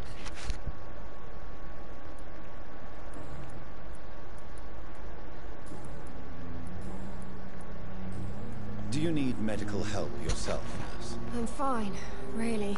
I just need to sleep. Goodbye, Nurse Hawkins. Damn. Good evening, sir. Can I help you? Unless you're here to fix my face. No. I don't think you can help me. I'm Dr. Reed. I've recently taken the position of head surgeon here. War injuries, am I right? You guessed right, Doctor. German shell took my pretty little mug right off. But they still call me Thomas Elwood. Ouch. Your poor face, man. How is your stay with us, Mr. Elwood? Oh, it's bliss. I just escaped death in the trenches to be surrounded again by the moans of the dying. Can I ask you precisely why you're a patient here? It's the pain, sir. The drugs don't work. It just hurts under the scars, if you get my drift. Yeah, of course it does. Okay, let's go with this one. Nurses gave me a bunch of pills. No effect. Told you. It's like the flames are under my skin, burning away. So, PTSD? Maybe? Also, hello everyone. Sorry, I was just going through, this. Who is treating you? Is someone in particular looking after your case? Nobody since the old and tired doctor spoke to me. Started to think I was forgotten about. Wouldn't blame you. You don't seem worried by that. Your face hurts so much more when I smile or cry. I've learned it's easier not to speak. But be assured I'm smiling inside. Okay, fair enough.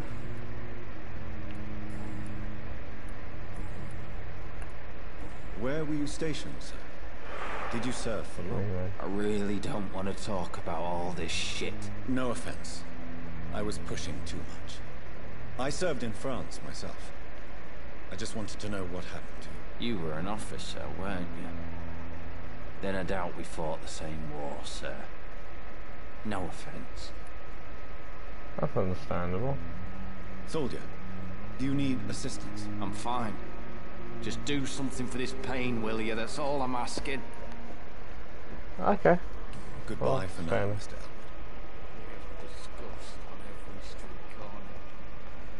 Good evening, Mr. Hampton. How do you feel? Dr. Reed, is it? Oh, sir, I must apologize for my behavior. What do you mean? I was not myself in the factory.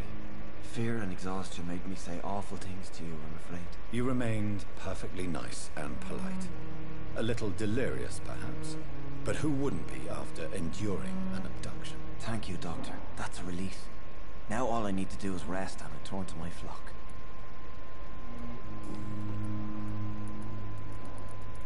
Let's start with this one. Do you know Tom Watts, the bartender from the Turtle? I met him before I found you in the canning factory. Tom? Yes, of course. Always the helping hand, good old Tom. Without men like him, corruption and despair would have wiped out the East End long ago. Okay. People are still in despair. How could it be otherwise? The authorities have left us all to rot in this contagious nightmare. No drugs, no advice, nothing. It's a damn shame. Who should I avoid in this part of town, then? Any particularly evil figures? Not really. Most men and women are just doing their best. And it's not my habit to speak ill of people I know, Doctor. That's understandable. How did you end up in William Bishop's den? I had received alarming news about his recent behavior. I went to his place and he refused to let me go. Why did he abduct you? William was an alcoholic. His addiction suddenly changed to blood. I don't know why. Just like a patient I met here. This Miss Hawcroft. You dared to enter this awful place alone. You're a hero, Mr. Hampton. Or a fool. I'm just a man trying to help his friends, Dr. Reed. William Bishop was a conflicted soul, searching for light. Yeah, that's true. What is the general situation in the East End, Docks? The situation has always been tough, with a lot of tensions between the gangs and the Dockers' trade union. The Wet Boot boys are very nervous since they lost their leader. Who leads the gang now? Since Clay Cox went missing, it's his wife Edwina who runs the show, with the assistance of her minion, Booth Digby. Has the gang been threatening you? Ah, no. I've had this nickname for so long, you know, the sad saint of the East End. No one dares to bug a saint, not even criminals. What is the general situation in the East End docks? The situation has always been I think it's just, with a yeah, lot I of just tension between the misclicked gangs and Dockers reread the trade thing. union. Okay. The Wet Boot boys are very nervous since they lost their leader. I already ate Goodbye, their Mr. leader. We'll talk again later. Well, okay then. It's locked, all right.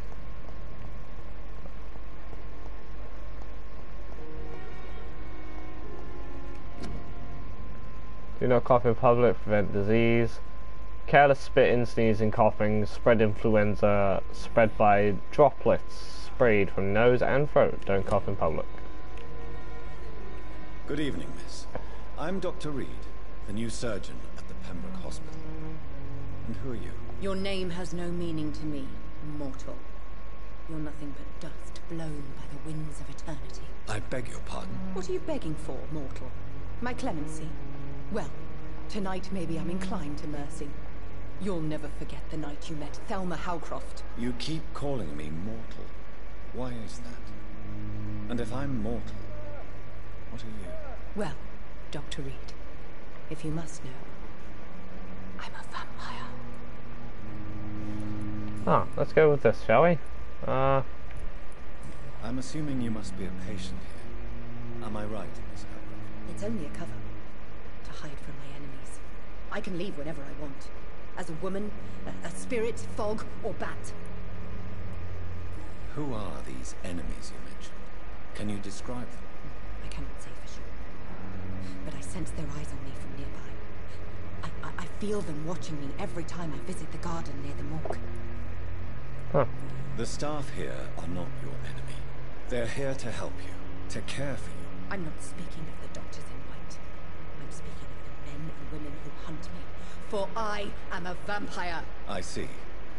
Don't worry. These people will not find you here. I'll personally make sure they leave you alone. Thank you, mortal. But do not interfere with them, for you are no match for those that hunt me.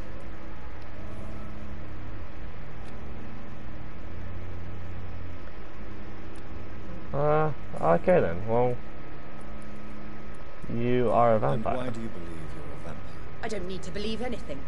It is what I am. It is what I feel within this hollow shell of flesh. Please, describe to me how you feel. What is it like to be a vampire? I can hear my body crumble from the inside as my flesh cracks and fades. I sense the last pulse of postulant blood within my drying veins. I need new blood. I see. Have you ever heard of Cotard syndrome, Miss Howcroft? Never. It's a mental illness discovered by a French neurologist named Jules Cotard. The affected patients are delusional.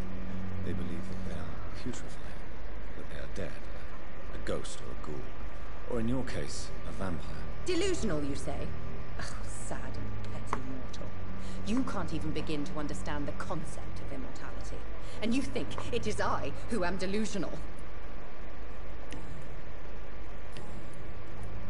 Personal question time. Who are you really, Miss Howcroft? I mean, apart from being a vampire. Is that not enough for you, puny mortal? What do you require? Proof of my powers? I'm curious to know who you were before becoming a vampire. No, such a long time ago, I don't remember. Centuries of unholy life can have strange effects on one's minds, you see? Huh. Well, I'll come back to you later then. Mistress of the Dark, to your nocturnal activities.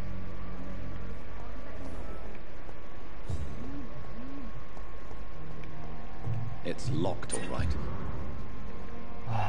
It's a long letter.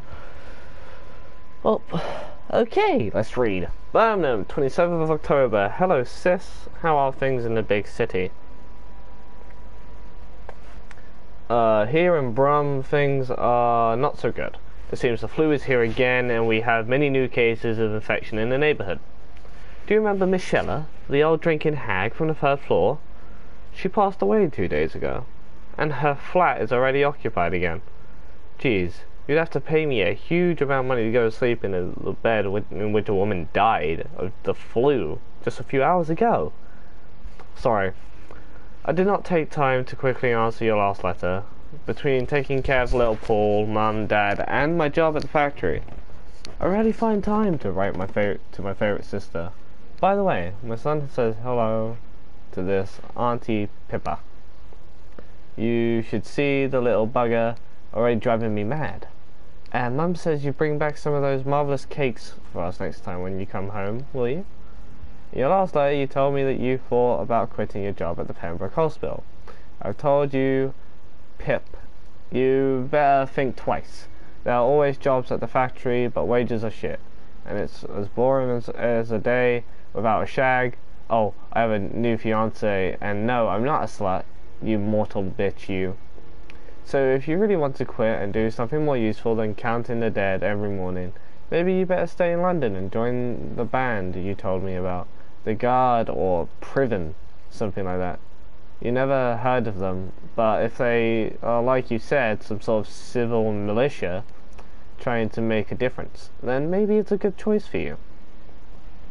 Just be sure to let the others go in front. That's how poor Billy got killed in France, by leading too many patrols. Bloody war. Anyway, come back as soon as you can, and give me all the good news before that. I am your affectionate sister, Lucy, Paul, Mum, and Dad.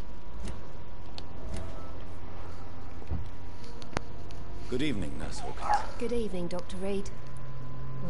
Haha. Pepper, are you sure you want to leave this hospital? To become a nurse was a little girl's dream. But in the end, I don't feel that useful. I want more. I want to make things change.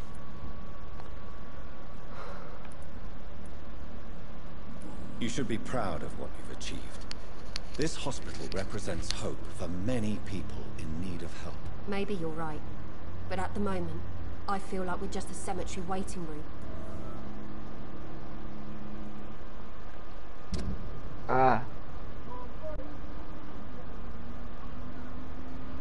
Okay. Milton Hooks. Let's have a look at the guy. Oh, okay. Thank you, Miss Hawkins. Goodbye.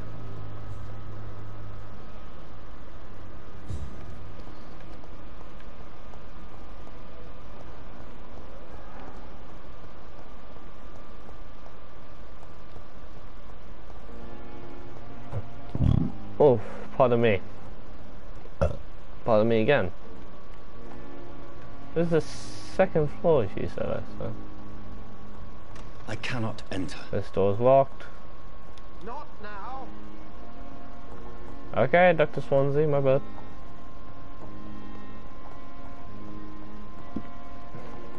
Also Dr. Swansea's room. I have a hacksaw now. Don't know why I just picked up. Whoa, whoa, whoa, whoa. TL with medical file. Thomas Elwood, male, age 28, followed by Dr. Tippett. Status, convalescence. Date of admission, September 16th. Date of release, to be determined. Notes. The patient's face has been heavily burned and disfigured by a bomb during the war. Even with the use of strong sedatives, he affirms to regularly endure severe pain from the wounds, as if the flames are still burning, but under his skin. Since examinations of I can't pronounce that word. Cicatrized tissues show no trace of inflammation, infection, or swelling. Scars are clean. Could it be a case of persistent nerve damage? The patient never ceases to blame himself for disfiguration. Could it be a case of guilt of the survivor, or survivor's guilt? Phantom pain manifesting as a punishment of not dying with his comrades.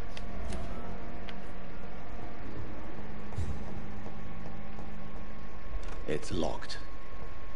Number 5. Let me go over there later.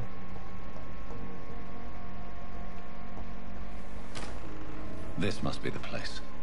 It's definitely away from prying eyes. Relegated to the shadows. A kingdom of my own. At least I won't be sleeping in a coffin. One for jokes. Oh, frick this, man. This is a lot of reading.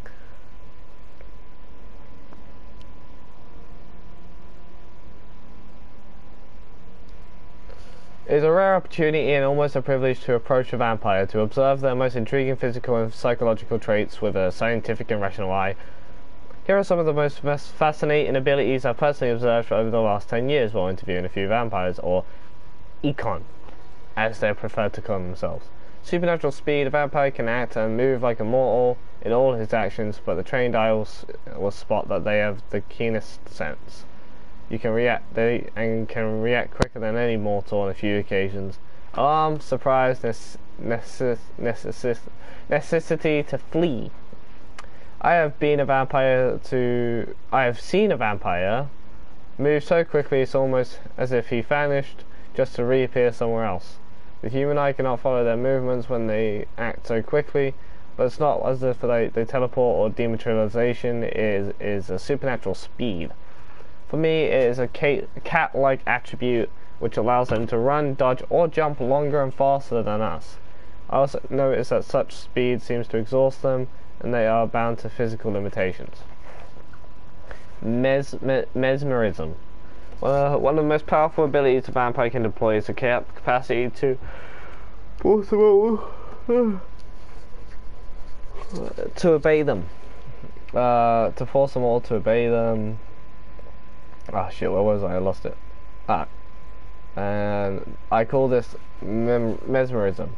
But it has nothing to do with the mortal ability to alter subject mental state. A vampire can bend a mortal to their will, and they can even break a mind. A vampire I interviewed even told me the more subject he tries to resist, the more permanent the damage will be. As if the vampire could literally fracture their target psyche. The same vampire explained to me that this ability required time to master, and the result could vary widely from one subject to another. Implant a false memory, but erase a painful one. The most possibilities are endless and frightening. Blood awareness. This may be the most catastrophic ability of all concerning vampires, since it's the cause of the tragedies for them and us. Vampires crave for blood. They must use their will to restrain themselves from frenziedly like drinking every supernatural trait. Oh. Frenziedly drinking every drop of blood they can see. They need blood to function, to express their full supernatural traits. Famished vampire can be very weak, even if he cannot die of hunger or thirst. This urge, what? Okay. Where was I?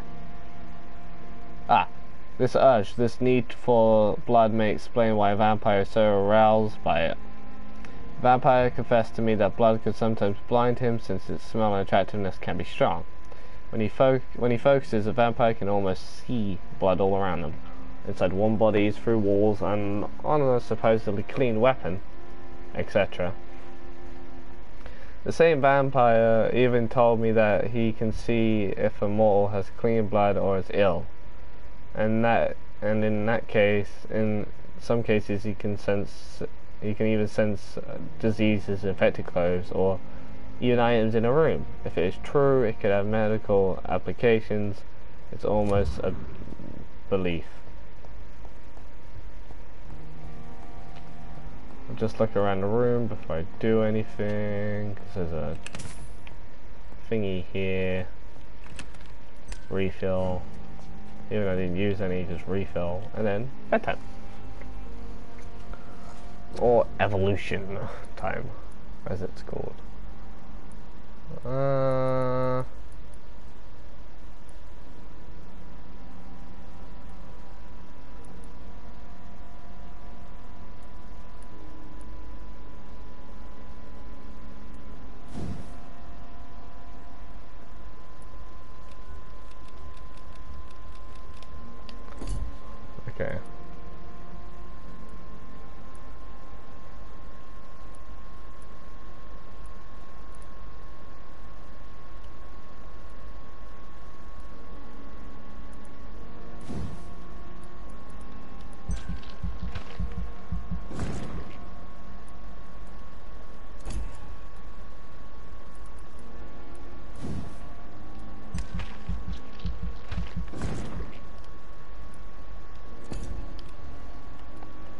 No.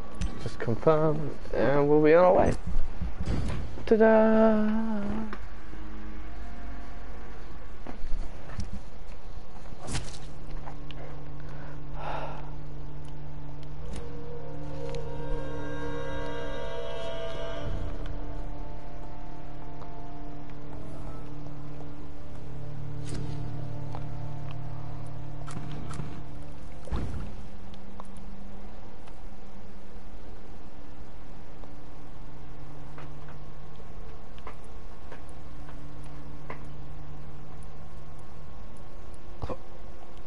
William Bishop's blood is much more unstable than human blood and shows extensive mutation.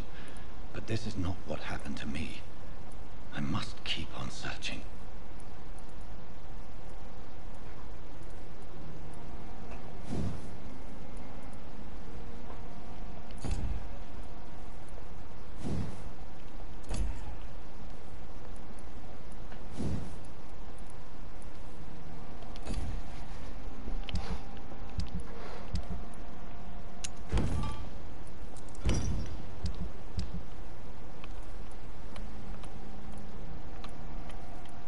The sun is about to rise. I can feel it. I'll continue tomorrow night. I have so much time now.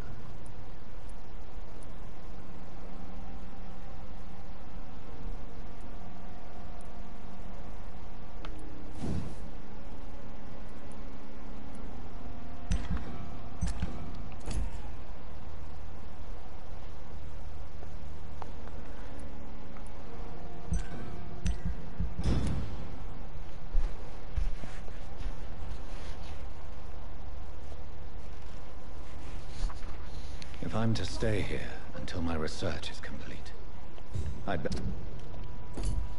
Oh, I didn't read the chapter. Okay. I analysed William Bishop's blood, but the result is only partial. The blood sample was much more unstable than human blood and heavy mutation, but this is not what happened to me. I must keep on searching. I need to gather more evidences of what is going on. Time may be on my side, but not on London's. The epidemic is killing thousands of people. The whole city is on the verge of collapse. I'm starting to believe all these must be connected somehow, but I can't see any pattern or plausible explanation yet. For now, let's play doctor and try to do my best to help those in need, so I can continue my search. To learn to hide my true nature from the mortals. But what about my thirst for blood?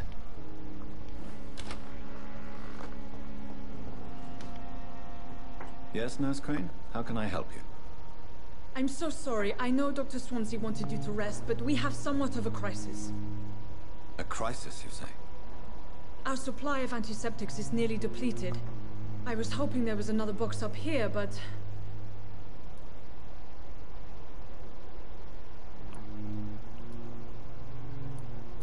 What type of hospital are you running? No antiseptics? You have been away too long, Doctor. With the war and now this epidemic, supplies have been running scarce for months now. I may have a solution. In France, during the war, drugs shortage was a daily problem, and we had to use our wits to overcome the shortages. However do you mean? If combined correctly, certain household chemical products can be used in a pinch instead. Now, where's the hospital storeroom? The storeroom? Fat chance. This is the Pembroke, and space is luxury we don't have. Everything used to be stored in the old morgue. Perhaps I should look there first. Where is this morgue? It's the large building behind the hospital. You'll need to go in the back door because it's been sealed off for sanitary reasons. Take this key. It opens a small back entrance at the end of a narrow street. The abandoned morgue behind the hospital. A small door at the end of a narrow street. On my way then. Thank you, nurse. Yes, Doctor? Why then do you always work the nights? Don't you ever sleep? At the Pembroke, we're always hands on deck. Your dedication to the Pembroke does you credit, Nurse Crane, but when do you sleep? We staff get our sleep when we can, Doctor. Nursing is a vocation, not the labor of a journeyman. Exactly how bad is the supply situation here at Pembroke? It really depends. Dr. Swansea deftly works his society contacts for monies, but with the quarantine, well, we're in God's hands. Why then do you always work the nights? Don't you ever sleep? At the Pembroke, we're always hands on deck. There was a second option I didn't choose, which is lack of sleep. Lack of sleep and the medical profession always ends in disaster. I've witnessed many a colleague succumb to stimulants to fight exhaustion. Drugs were as deadly as bullets in the trenches. London's trenches start here at Pembroke Hospital. We are on the front line, make no mistake. That's all for now, Nurse Crane, thank you.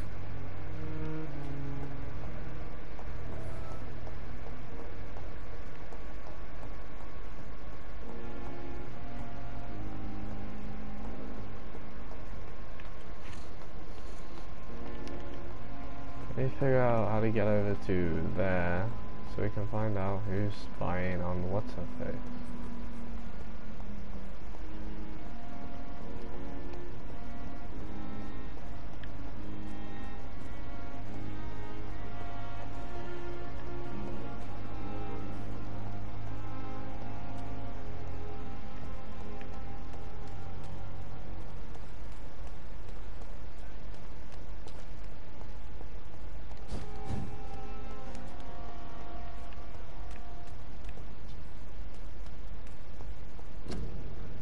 Join the ranks. Oh, we've read this one. Okay.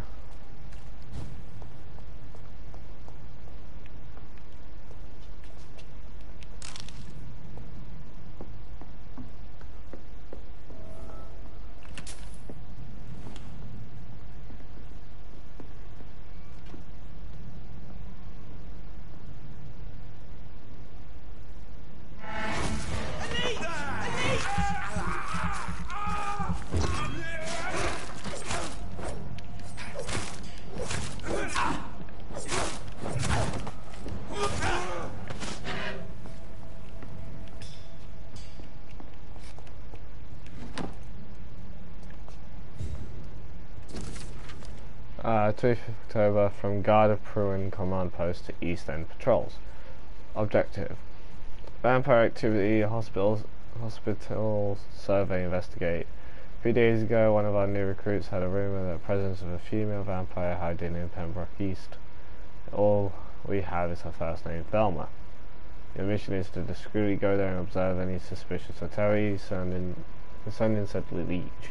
They report directly back to us and we'll decide what action should be taken.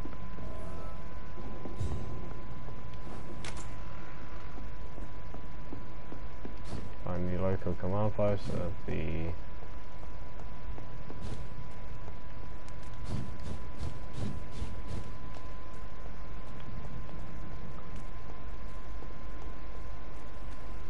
It's back that way, but we can avoid the story missions for now because we got this to do.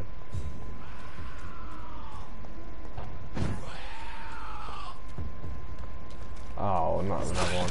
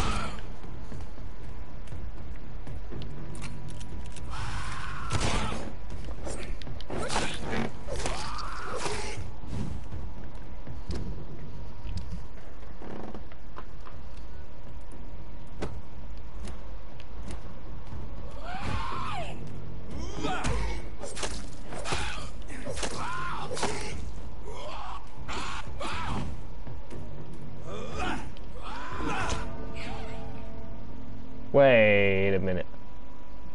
I nearly killed a level 18 vampire. Are you crediting me? You've been defeated. If you're not strong enough, remember the blood of citizens is the fastest way to evolve. I know, but how am I meant to do that when it's Vampyr? That was level 18 Vampyr just beat my ass.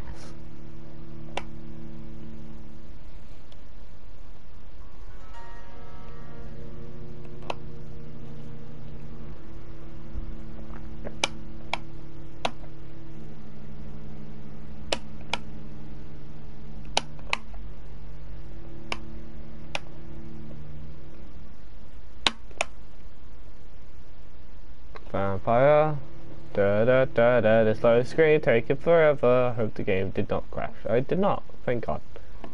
Let's go try that fight. Let's go and try to fight that Vampyr again and win this time. Nope, back that way. I know the Vampyr's up there. How much health has he got? Nope.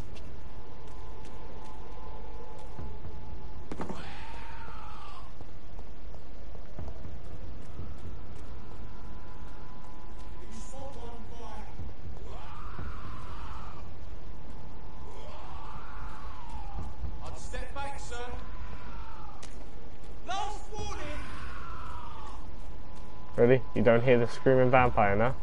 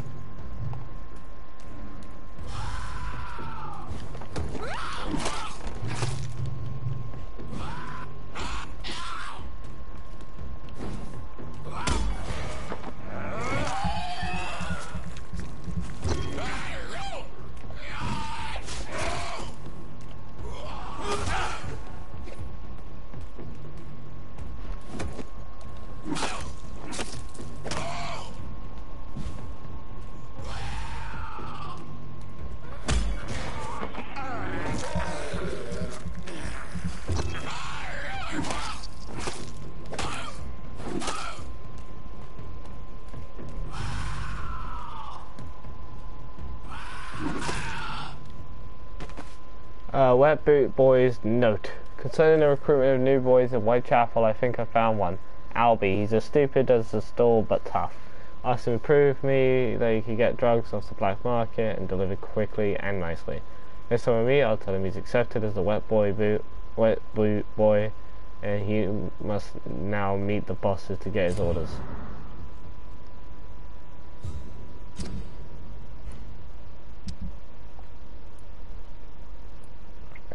Well, okay then.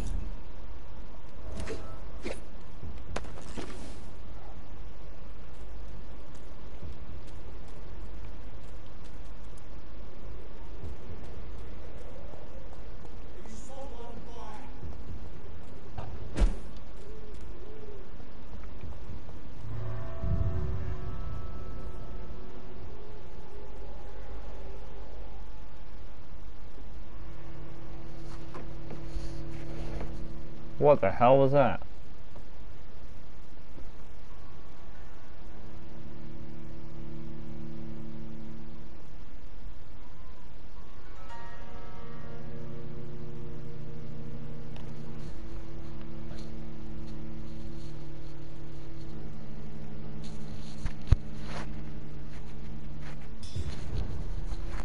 Whitechapel abandoned investment property. I need to go back out there, but let's rob this place real quick.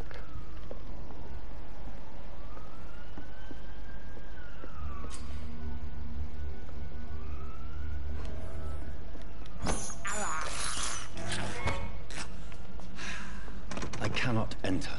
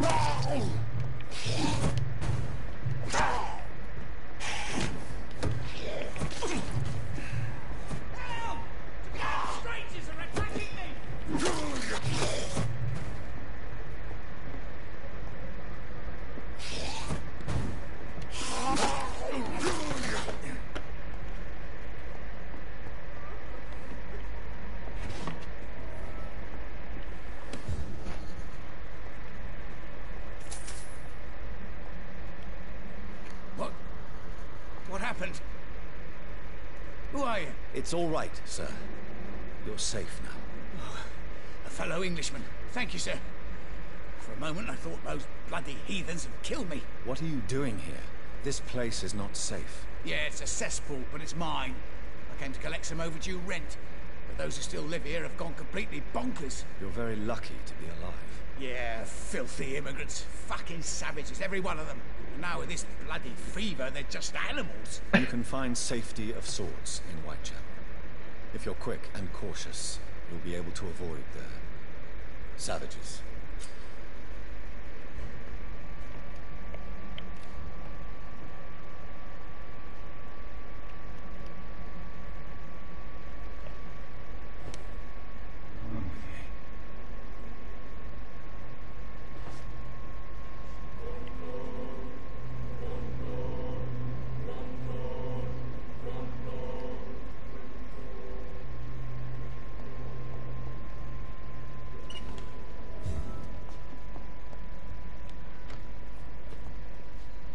You had better return to Whitechapel without delay.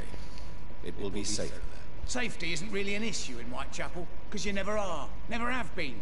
The old place is falling to pieces. But thank you for the advice, sir.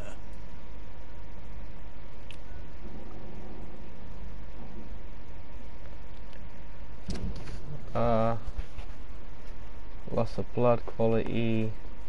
Okay, so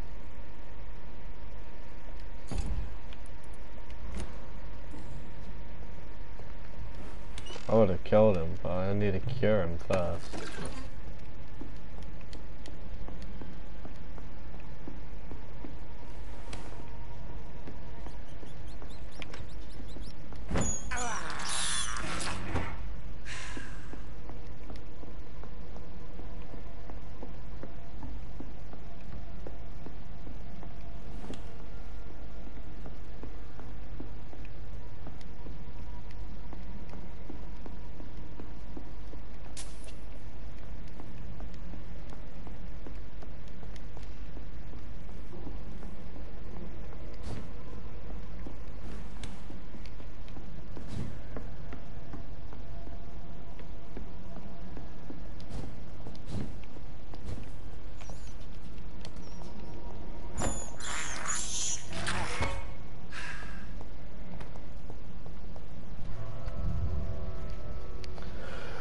Loading screen inbound.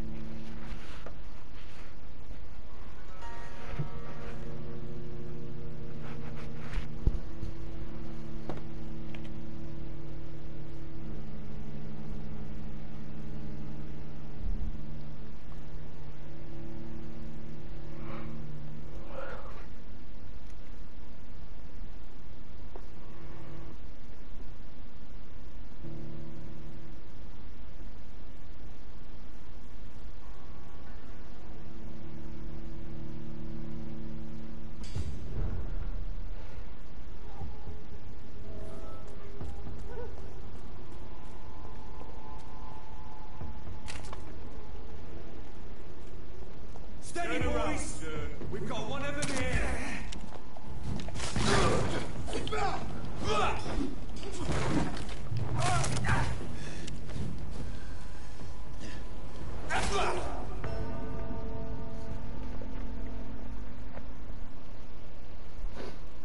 Well, I'm dead.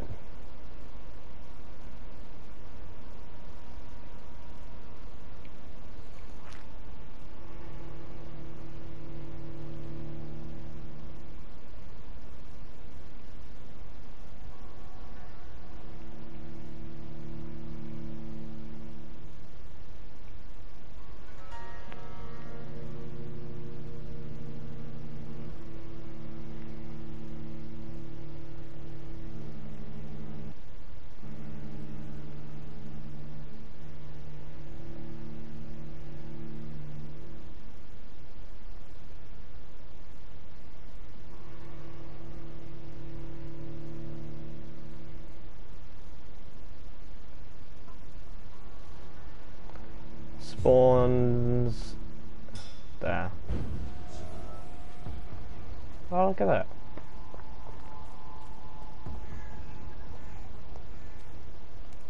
Steady, boys! We've got one of them! Nope.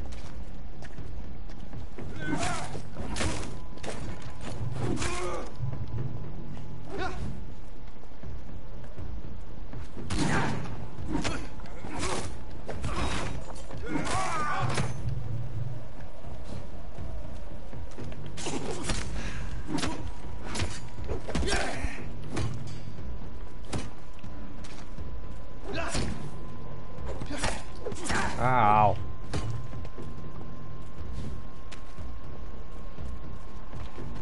Bloody monster! Die, vermin!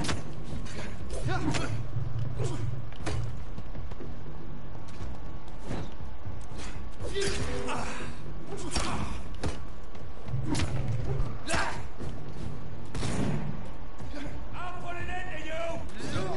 Shit!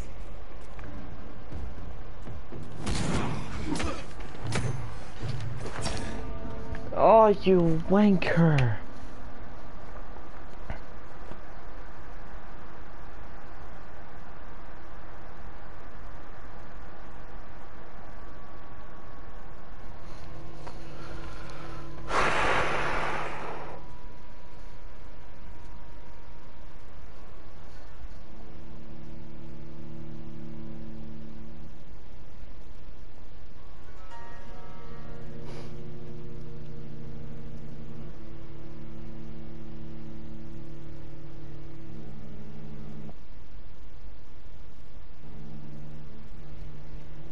Five, 4, 3, 2, 1, 0.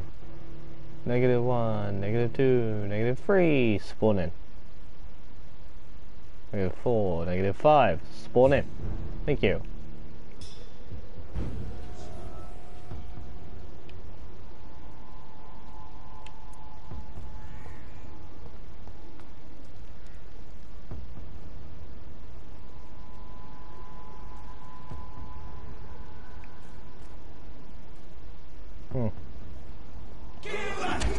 We found one!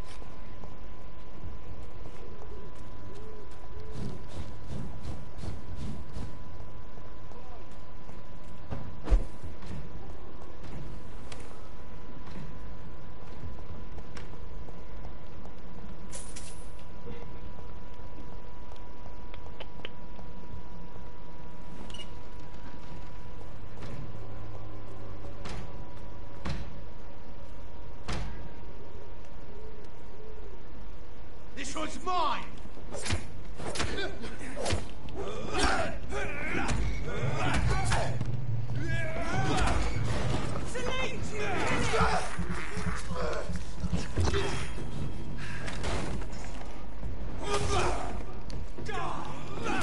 Put an end to you! Finish it!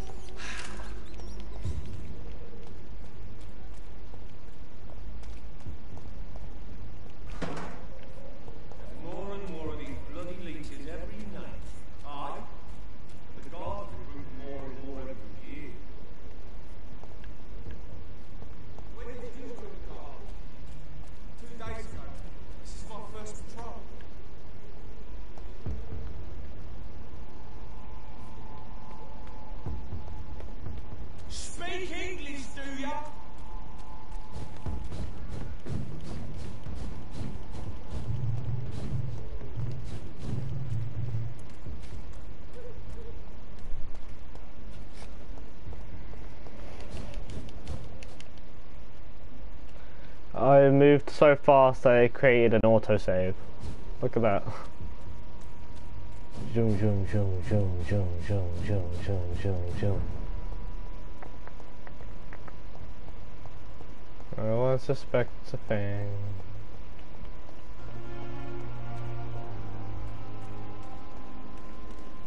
Never It's locked, all right. The dead. Good evening. I'm Dr. Reed. Always a pleasure to meet a colleague, sir. Especially when he was supposedly dead. A colleague? Are you a doctor, too? Not anymore, sir. I used to be Dr. Rakesh Chadana. Now, I'm just Mr. Chadana, pawnbroker and humble guardian of this morgue. What do you mean, you used to be a doctor? Was your license revoked? No, sir. It is just that I like to be precise. I run a little pawn shop while taking care of the dead. But I used to be a real doctor.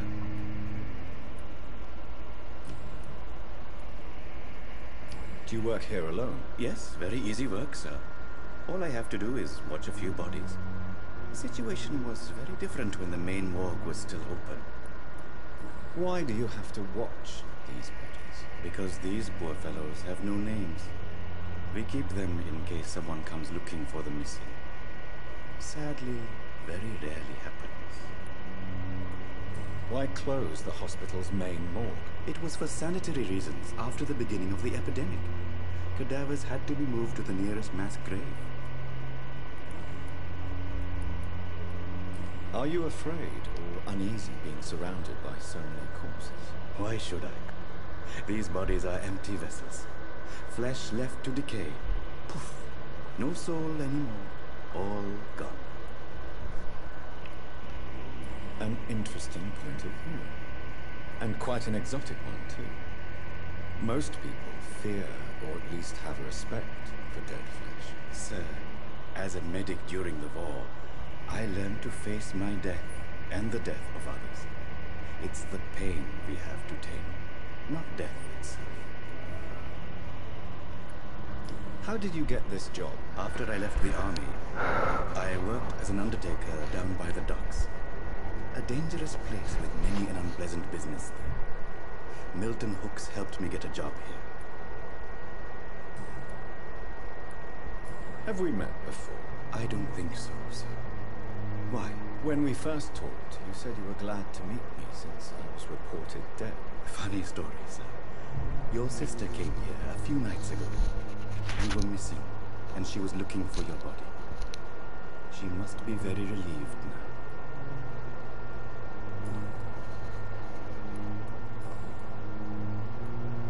A pawnbroker? I expect you get all types of people here. Yes, sir. All kind of people. For I sell all kind of goods. Who comes here to trade with you? It's very unhygienic, even unsafe. Diseases can spread. For the customers, for the hospital. I'm very cautious, sir. I've been a doctor, remember? And all my clients are good people. In fact, I think I only know good people. What kind of goods? With the quarantine, it's not always easy to buy things. So I trade, I exchange. Some people sell, some others buy. I like to help. Since you're not afraid of dying, do you believe in life after death, Rakesh? No. I believe we must do all the good we can while alive. For our time is short, and the obstacles are endless. Do you think you would enjoy immortality as a concept? I don't think so. Don't mistake me. I love life, and I'd like to live a long life. But everything has to decay, sir. Even goodwill. Do you really believe goodwill cannot last? As I said, sir, everything decays. If I was to never die, goodness, I would be bored or worse. And I like to be helpful, sir. Quite depressing, wouldn't you say? Yes, but the good news is, we'll all die before losing our humanity, sir. So you're ready to die? No, I'm not. I don't fear death, for I won't see it. What troubles me is the pain my death will inflict to those I know. You're a wise man, Mr. Chadana. No, Dr. Reed. I am a foolish man. But I like to think otherwise.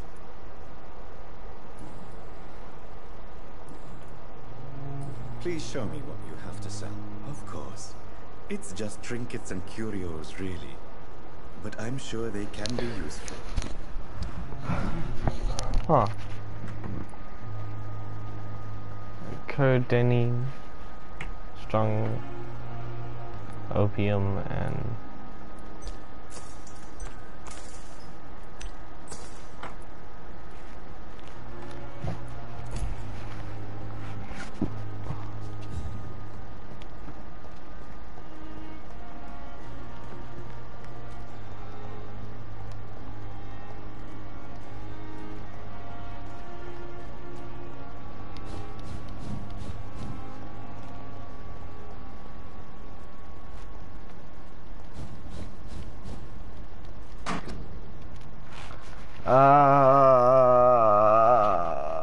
I can't be asked to read.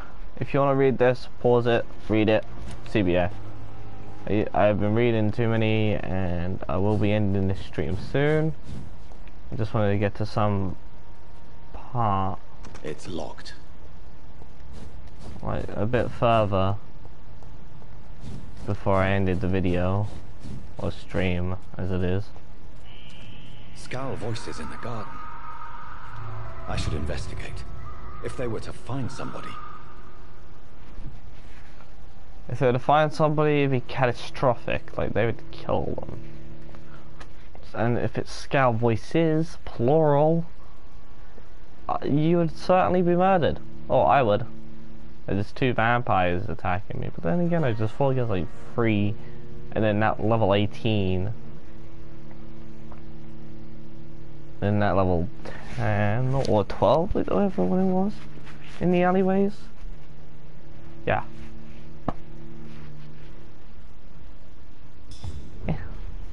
The old morgue.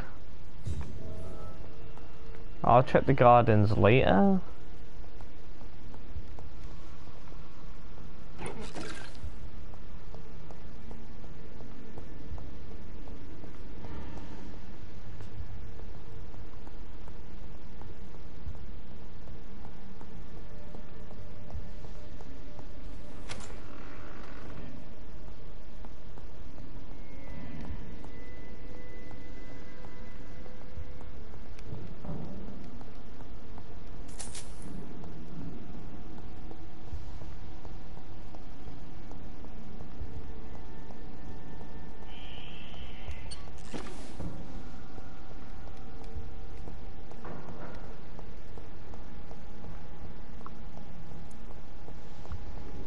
It's locked, all right.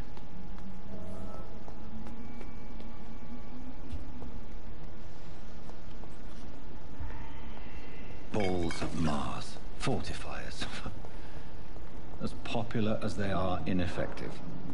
But they do contain iron tartrate, and that might prove itself useful.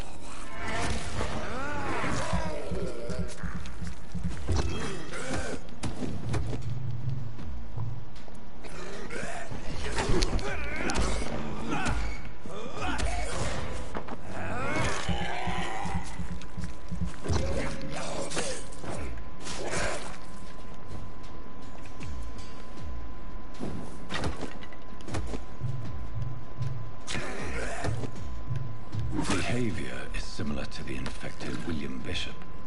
Must be the same strain. This sickness moves faster than influenza.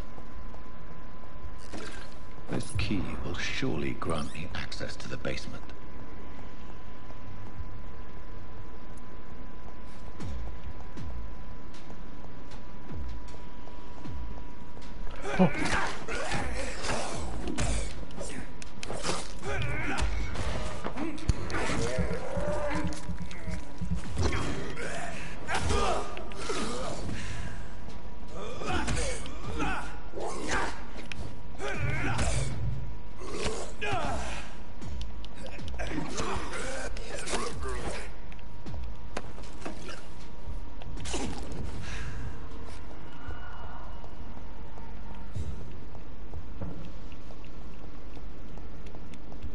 I cannot enter.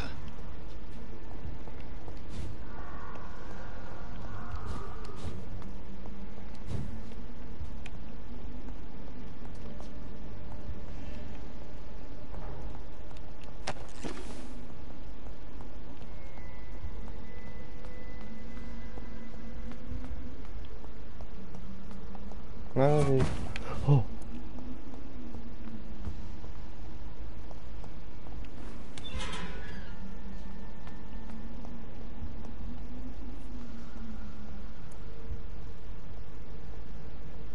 These skulls feed from corpses and the husks of animals.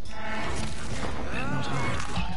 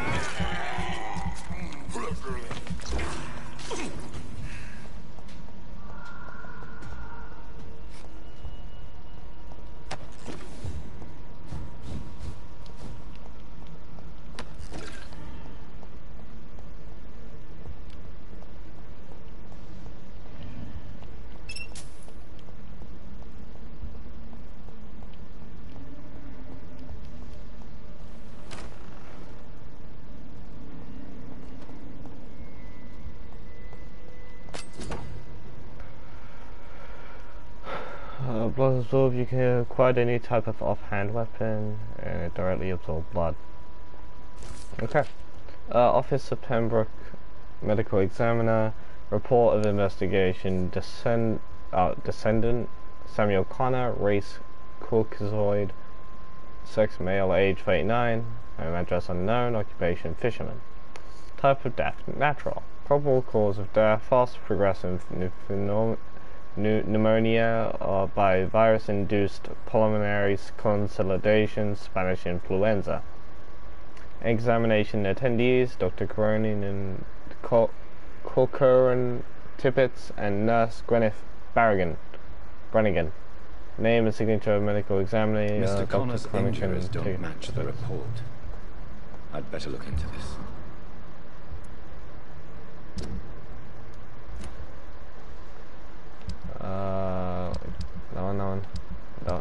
No, this one. I like that. I like that.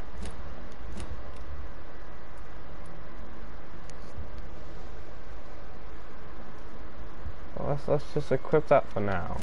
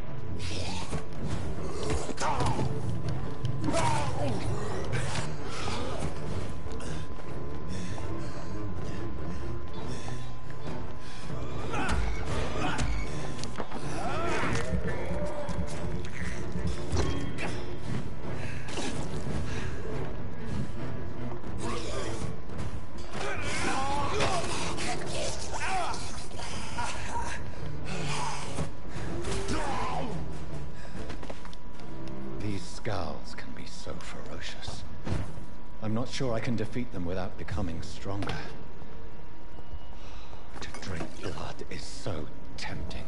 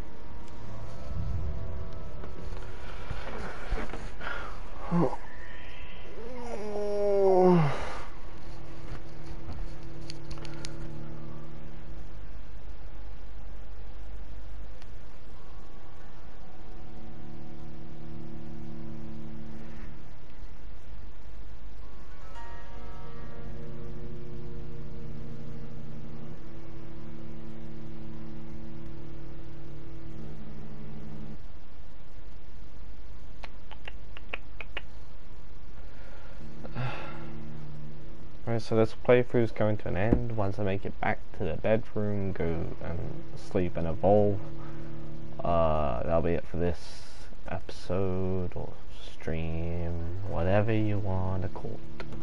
But I am going back in across the voices in the garden. I should investigate. If they were to find somebody. We gotta go kill these things. Doop-a-doo. There's two of them. Let's see.